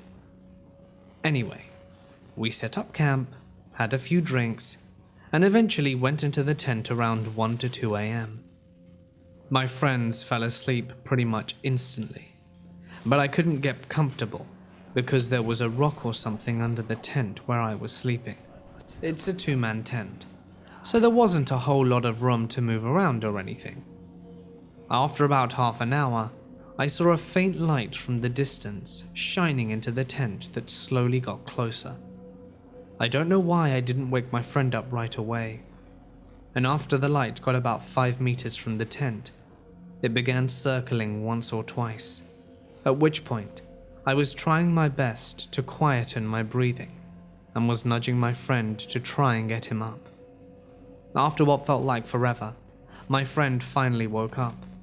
I pointed to the light source, and we ended up running out of the tent, shouting, and waving the axe that we had used to collect wood for the fire. At which point, the person seemed to leg it, because we never found any trace of him again afterwards. We called up my parents, and got them to drive up to us and take us back home. Bear in mind, we were 17 to 18 at the time. About a week later, my mother found out from one of her dog walking buddies that there was a man in his late 20s that routinely snuck into farms around our area and took pieces of farm equipment, so I could only assume that he was looking around our camp for things to take. Almost 4 to 5 months after that, a homeless man was arrested for murdering his friend in a town close to where I live. Apparently, he used to sleep in and around the woods that we were camping in. The moral of this story is not to go camping where you don't belong. Go find an actual campsite where there are people who will protect you from this sort of thing. It's better to pay $20 for a safe place to camp than risk any confrontation later down the line. I went camping with a group of friends on some public land that I knew quite well. I spent a lot of time out there trail riding and camping most weekends for about 3 years. We set up camp at a spot we had used a few times and had partied with other people at this spot on a number of occasions. On this trip, there were 6 of us, and 4 of my friends decided to go to a party that we found out about while on the trails earlier that day. I was tired from digging my Jeep out of a sand washout that I had no business driving into, but it looked pretty cool for about 2 minutes until I got stuck. Anyway, my friend's girlfriend decided to stay at camp with me when everyone else left for the party. We watched the fire die down and listened to the animals. I got a kick out of her being afraid of the coyotes making noise on the other side of the swamp. I assured her it was fine and they wouldn't bother us. After a bit, we get into our sleeping bags. As I'm starting to doze off, she asks if I heard that. I ignore her and try to fall asleep. A minute or 2 later, she sits up and asks again. I respond, "Nope, go to sleep." Then, not even a minute later, I hear what sounds like an ice cream truck on the trail we're on. This trail is one way in and out, about 3 miles long, and ends in a clearing, and we were camped within a 1/4 of a mile of the entrance/exit. We also went to the end of the trail after we ate dinner, and there wasn't anyone on it then. No one drove past either. I did not hear any engine noise, only the creepy-ass music. Not to mention the trail was a rutty mess, so even a vehicle with a reasonably quiet exhaust would be revving high enough to be heard through the woods. I didn't tell her this because I didn't want to scare her more, but it scared the crap out of me. So when she asked if I had heard it that time, we got into the Jeep and went to the party, and I slept on a raggedy couch next to the bonfire in a sand pit. In September this year, I was hunting antelope out near the Red Desert in Wyoming. I had just shot my antelope and was walking about 150 yards out to where it had dropped, so I could tag and begin field dressing the animal. I should mention I'm about 40 miles from the main road, and that I had not seen another human or vehicle since I got off the main road. This area is extremely remote. It's hard to even describe.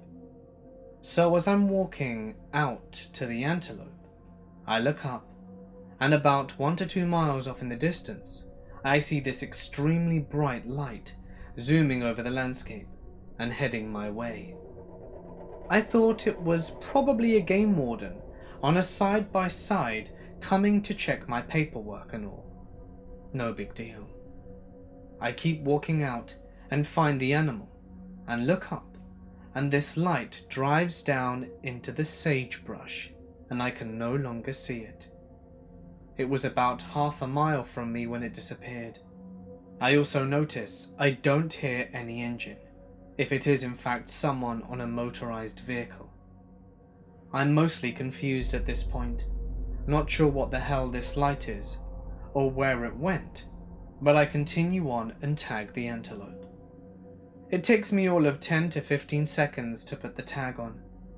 Then I look up and see the light traveling away from me.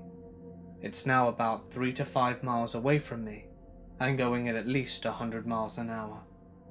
It was really zooming way faster than any vehicle could travel over that type of terrain.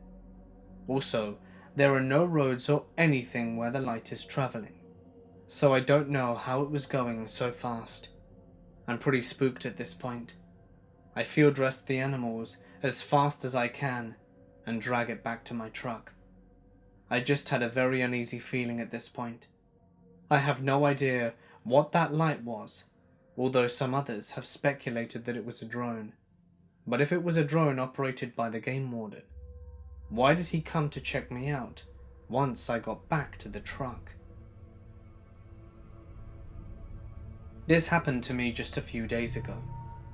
My wife and I were backcountry camping in Redwoods National Park in California, and as we went to sleep, a heavy fog rolled in. I was sleeping soundly in the tent, but at around 3 a.m, I woke up suddenly with a sense that something was outside the tent. I heard the sound of light, muffled footsteps, and a quiet hissing or whispering sound, almost like something was muttering to itself. Assuming it was a bear or raccoon, I gently unzipped the rain fly of my tent and looked out. As soon as I opened the tent, the muttering sound ceased. The fog was so thick, I could barely see more than 15 feet away. The moon and the night sky weren't visible at all. I turned on my headlamp to get a better look, and in the distance I see a faint light turn on as well. At first, I thought it might be another hiker, although we were about 15 miles out and in the backcountry. But it was a yellowish/orange flickering light only a couple of feet off the ground. I see a silhouette of a humanoid shape that almost looks like it's beckoning to me. I grab my knife, get out of my sleeping bag, and walk into the night. As I approached the light, I could see the humanoid shape more and more clearly, but I started to get really unnerved. It doesn't move, it doesn't make any noise. Who or what would be out here at 3 a.m. 15 miles into the woods? I turned once to look back at my tent, and when I turned back around, the light was gone. The next morning we searched the area where I saw the light, but we didn't see any tracks. The thing that scared me the most though, is that right near where the light was, there was a 50-foot cliff leading into the stream below. Let me preface this by saying, I am one of the most skeptical people you'll ever meet. I'm not religious, I don't believe in ghosts or aliens, although I do believe that there might be life out there in the vastness of space, or any of that. This is the weirdest thing I've ever encountered, and have no real logical explanation for. No drugs, no booze, or anything like that were involved. My friends and I went camping up in the White Mountains of New Hampshire most summers in the middle of high school, and a few years after until life happened and we went our separate ways. Now, being a bunch of unorganized teen boys/man children, we always took forever to get in gear and actually get going, usually not leaving southern Massachusetts where we lived until late afternoon/early evening. One year we got up there at about 10 p.m. or so, and decided rather than hike into the woods, we would just sort of camp/crash out in the parking lot and hike in the morning. After a bit of unwinding and some food, everyone went to bed, except for me and one other dude. We ended up wandering over a small wooden footbridge over a river, and it was a perfectly clear night filled with stars and a fairly bright moon. And as we were shooting the breeze for a couple of hours about all sorts of stuff, movies, games, life and the like, it had to be well past midnight by this point. So as we were chatting, we both got this creepy feeling of something being there, and it was sinister. Looking at the far end of the bridge, there was this massive dead tree.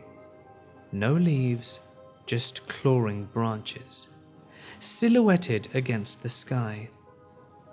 We both were like, man, I swear that tree is creeping us out. But that's just silly, right? At first, we tried to dismiss it as silly, but both of us kept feeling more and more unnerved, until finally I was like, screw this, I'm a grown man. I'm not afraid of a damn tree. I'ma walk over there. I get to about 2/3 of the way, and it feels like something reached in and grabbed my pounding heart, and I went ice cold.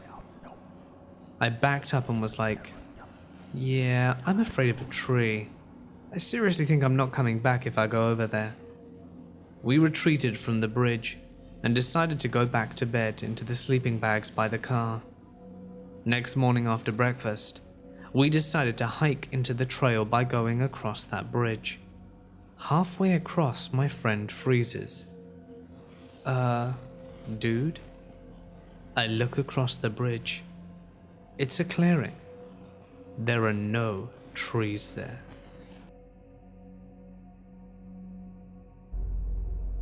When I was a kid, my family took a giant camper pop-up tent thing around Europe. We were stationed in Germany in the late 70s. At the time, it was our summer vacation, and we spent it in the wagon, hauling the camper and camping through different countries.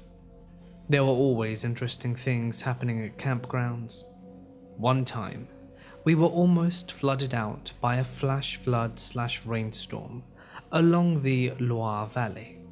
Another time, all of our shoes were filled with slugs. But the scary one was somewhere back in France. We were camping at some campgrounds that were on some really old property. Right in the middle of the campground, there was this really old abandoned chateau. It wasn't really that big. You could see in the windows. All the wallpaper was peeling off the walls. Some rooms that you could see into had ragged curtains and a few pieces of furniture. The doors were locked up with chains and had a no trespassing sign in the front in French. My brother and sister and I were playing around the old place at dusk, peeking in the windows until we were called back to the tent for the night.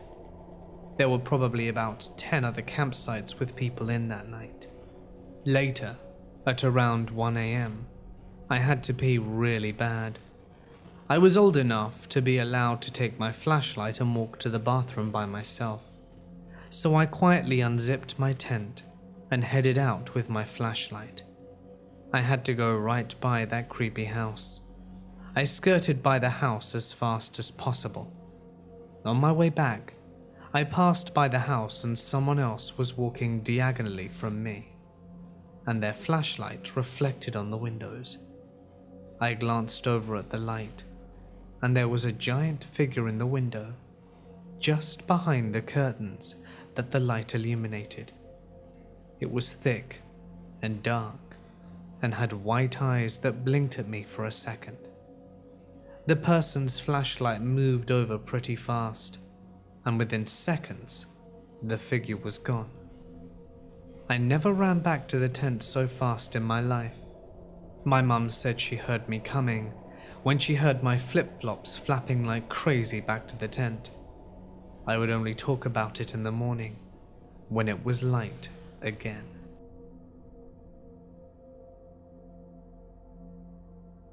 We were out in a state park, tent camping, not far from civilization. There were 3 of us. After drinking a bit too much and some other partying, we hiked a bit up the mountain behind our camp. Stupid. It was pitch black with a very steep incline. About 30 minutes into the hike, in the middle of nowhere, we see a structure. It's a door and not much else. The door is built into a brick building. It had 4 walls, but the structure was so small and built just for the door. The front was about 6 feet wide, and then from the front to the back, it was probably 2 feet. I know it doesn't sound that creepy, but when you find a closed door on a tiny brick building thrown into the party, it becomes really creepy. Turns out the door was unlocked, so we opened it and there's no floor inside, but a ladder going down. You bet your ass none of us had the balls to go down. We dropped some rocks, and it took quite a while to hit the bottom. No splash, just a solid smack of rock against concrete. There wasn't much else we could do. Shit was really strange. I have no recollection of where it was, and I don't ever want to go back.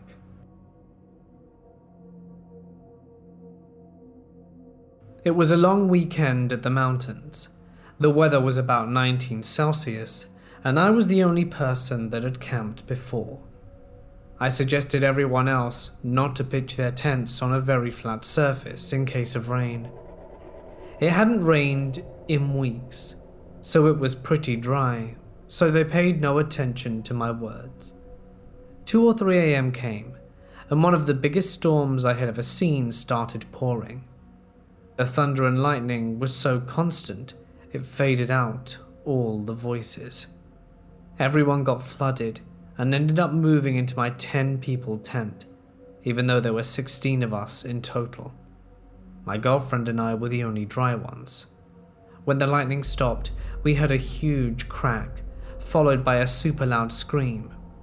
And then, complete silence. It was a female scream. Nobody wanted to exit the tent because it was pouring hard. The next day, only 2 out of the 5 tents were found. The water took the rest. Everybody's provisions were lost. The loud female scream was of a camping couple who were near our location, and a tree fell, crushing part of their tent. They were okay, but so traumatized they didn't speak a single word. We thought we were the only ones camping in the area, so the scream caught us totally by surprise. Super. I went on my first solo camping trip when I was 21. I took my miniature dachshund with me, stayed in a remote campground where there was hardly anyone. In the middle of the night, I was woken up several times by the sound of chanting, yelling, and singing from across the river, not in the campground itself, but within hearing distance.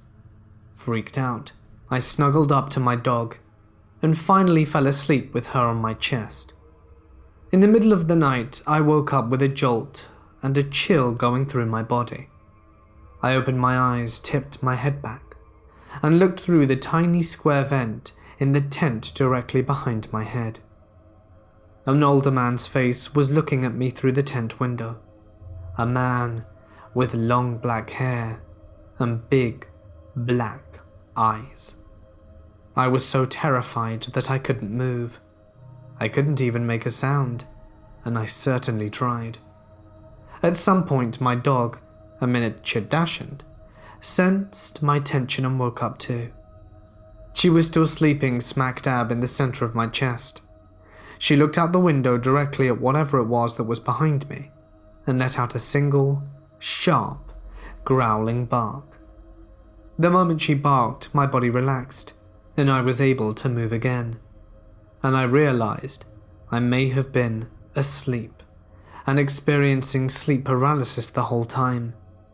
There was nobody behind the tent anymore. It was very possible that it was a very realistic, freaky dream. Or did my dog save me? This happened to me a few years ago, and I can really say it's the most beautiful thing I've ever seen. Me and some friends were camping on a small island close to the mainland.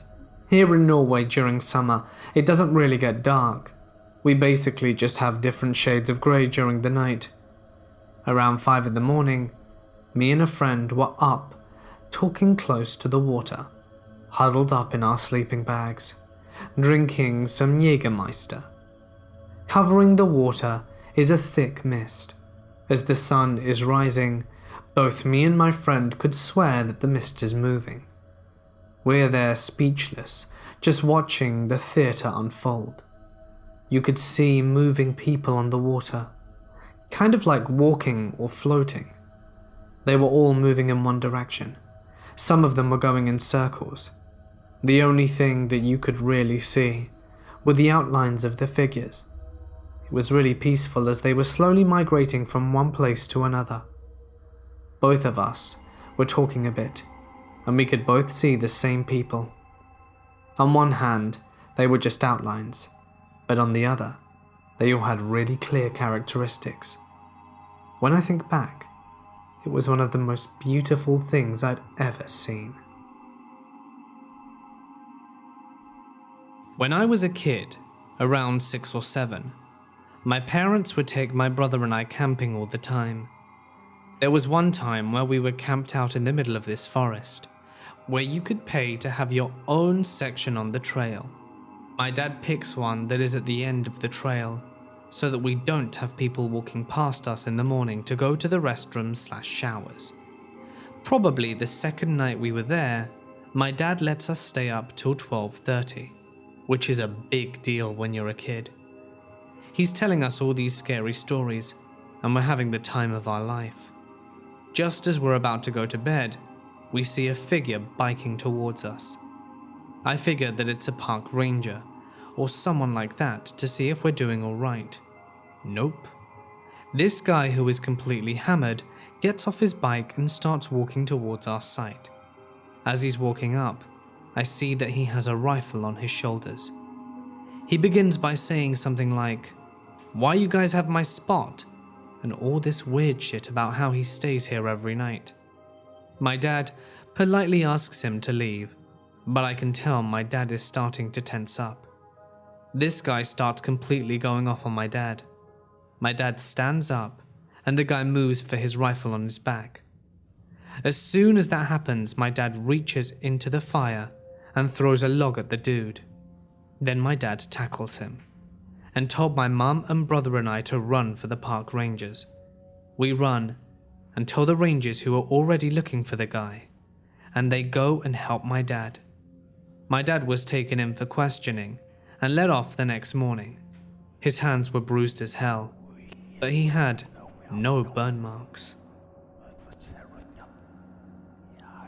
This happened to my grandma in the late 50s. She would have been in her mid-20s. She was camping with her husband and kids. She liked to wake up early to jog before coming back to fix breakfast, just as everyone else was waking up.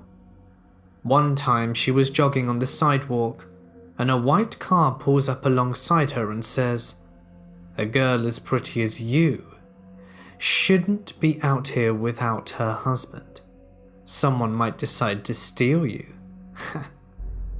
She just said that she'd be fine and kept jogging, and the man drove away. A bit further, the sidewalk strays about 20 feet or so into the road. This strip of land between the road and sidewalk is forested, and you could kind of see the road throughout the foliage. The opposite side of the sidewalk was a forest. As she was jogging, she saw a glimpse of a person running from the direction of the road into the forest. It startled her, and she stopped jogging for a second. She looked around and could see pulled over on the side of the road was the car of the guy who talked to her earlier, but the car was empty. She realized that the guy had driven further up the sidewalk, pulled over and hidden in the woods. Of course, she was scared and ran as fast as she could back to her campsite. She said it ruined jogging for her, and she never had the courage to jog alone again for the rest of her life. A few years ago, I went camping with my dad, about a quarter mile off the trail. As we were cooking food, a bear baby wanders into our small clearing. We were a bit freaked out, but it was probably more scared of us, so it wandered away. We left the campsite to hike a bit, and when it started to get dark, we traveled back to our campsite. We realized we hadn't marked it in any way, and spent a while looking for it. We heard some growling, really loud, and freaked. We started to walk on the trail back to the car, with my dad holding onto our only flashlight. We heard a growl closer this time. Not super close, but close enough that we started to run. By then it was pitch black other than the flashlight, As I ran, I heard my dad drop the flashlight. He found it, but only one of the batteries was still in it. I was thinking this definitely felt like a basic horror plot. We ran pretty fast the few miles back to the car and drove home. We came back the next day and searched all day. Couldn't find it. We came back the next weekend. Still couldn't find it. And the next weekend, my dad went by himself and found it. He brought the stuff home. The tent had claw marks through it, and all the food that we hadn't yet hung in a tree was eaten. I have not been camping since. My old man was an avid outdoorsman in the Colorado Rockies in the late 80s. He'd go on week-long treks with his buddies. One summer, they'd been out for a few days in Pikes National Forest. They set up camp in a ravine they thought was safe. That night, my dad unzipped the tent to take a leak in the dark, and outside stood a pair of pale bare feet. My dad screamed and unzipped the tent. Everyone else woke up and asked what was wrong. My dad said someone was barefoot out there. They went out and flashed their lights for a bit, hollering. My dad swore he saw what he saw and described the feet in detail. They were old, blotchy feet. One even had a lump on the ankle. Tony, his buddy, asked which foot, left or right, and my dad said it was the right. Then Tony said they needed to move their camp immediately. Dad asked why. Tony said they didn't have time. They went along and packed up and moved it to the top of the hill. The next morning they woke up to find a flash flood had torn through the ravine during the night. It would have surely killed them. Tony's grandfather had died a month prior, and one of the last things he said to him was that he would always watch over him. The feet my dad described reminded Tony of his grandfather's very feet. My dad is highly religious, supernatural or not. Someone's vision of paranoia saved their lives that night. When I was 8, I went camping with my mom, stepdad, and my little brother. We were all in the same tent. I remember getting up in the middle of the night to go to pee, and when I was walking back to the tent from the tree line, I heard, "Mike? Mike? Do you want to go for a walk in the woods?" It sounded exactly like my mum's voice, whispering, and I could see the silhouette of whoever it was whispering, and it looked like my mum, but I knew it wasn't her because I'd just left the tent, where she was sleeping. I remember my heart pounding like I knew it wasn't my mum, and it was something sinister. But I responded and said, "Yeah, 1 minute, let me just grab my coat," because I didn't want to upset her or it or whatever it was. "Hurry up then," the voice responded. I got into the tent and woke everyone up in a crazy panic. My mum and stepdad told me I must have been sleepwalking, but I swear I remember it so vividly, and I don't sleepwalk and never have. At the time, I knew in my head it was real. I'm terrified of the woods now. This is actually true, and I try and tell my mum every time now and then that I actually saw and heard what I said, but she perpetually dismisses it. If I'm honest, I don't really believe in the supernatural, but I don't know what that was. I was camping at a popular campground in the mountains with my boyfriend, but it was November, and it was their last open weekend, so no one was there. We were chatting and having a good time around the campfire and drinking. My boyfriend has to go pee, so he walked to the other side of the road and peed in the bushes. While over there, he very slowly and quietly got my attention and pointed out the large glowing eyes staring back at him from the bushes. He still has his wiener out while in the stare-off with the mountain lion. We very carefully backed up and stayed really close to the fire until we went to bed in the car instead of the tent. We could hear it walking around after. The worst part was, I went to find the pit toilet 15 minutes before this happened. By myself. I even got slightly lost while trying to find it, and was probably being stalked by the cougar. I've been pretty nervous camping ever since. I grew up in Philadelphia, with a wooded creek behind our roadblock. My brother and I were always forbidden to play anywhere near there, and not even think about going there.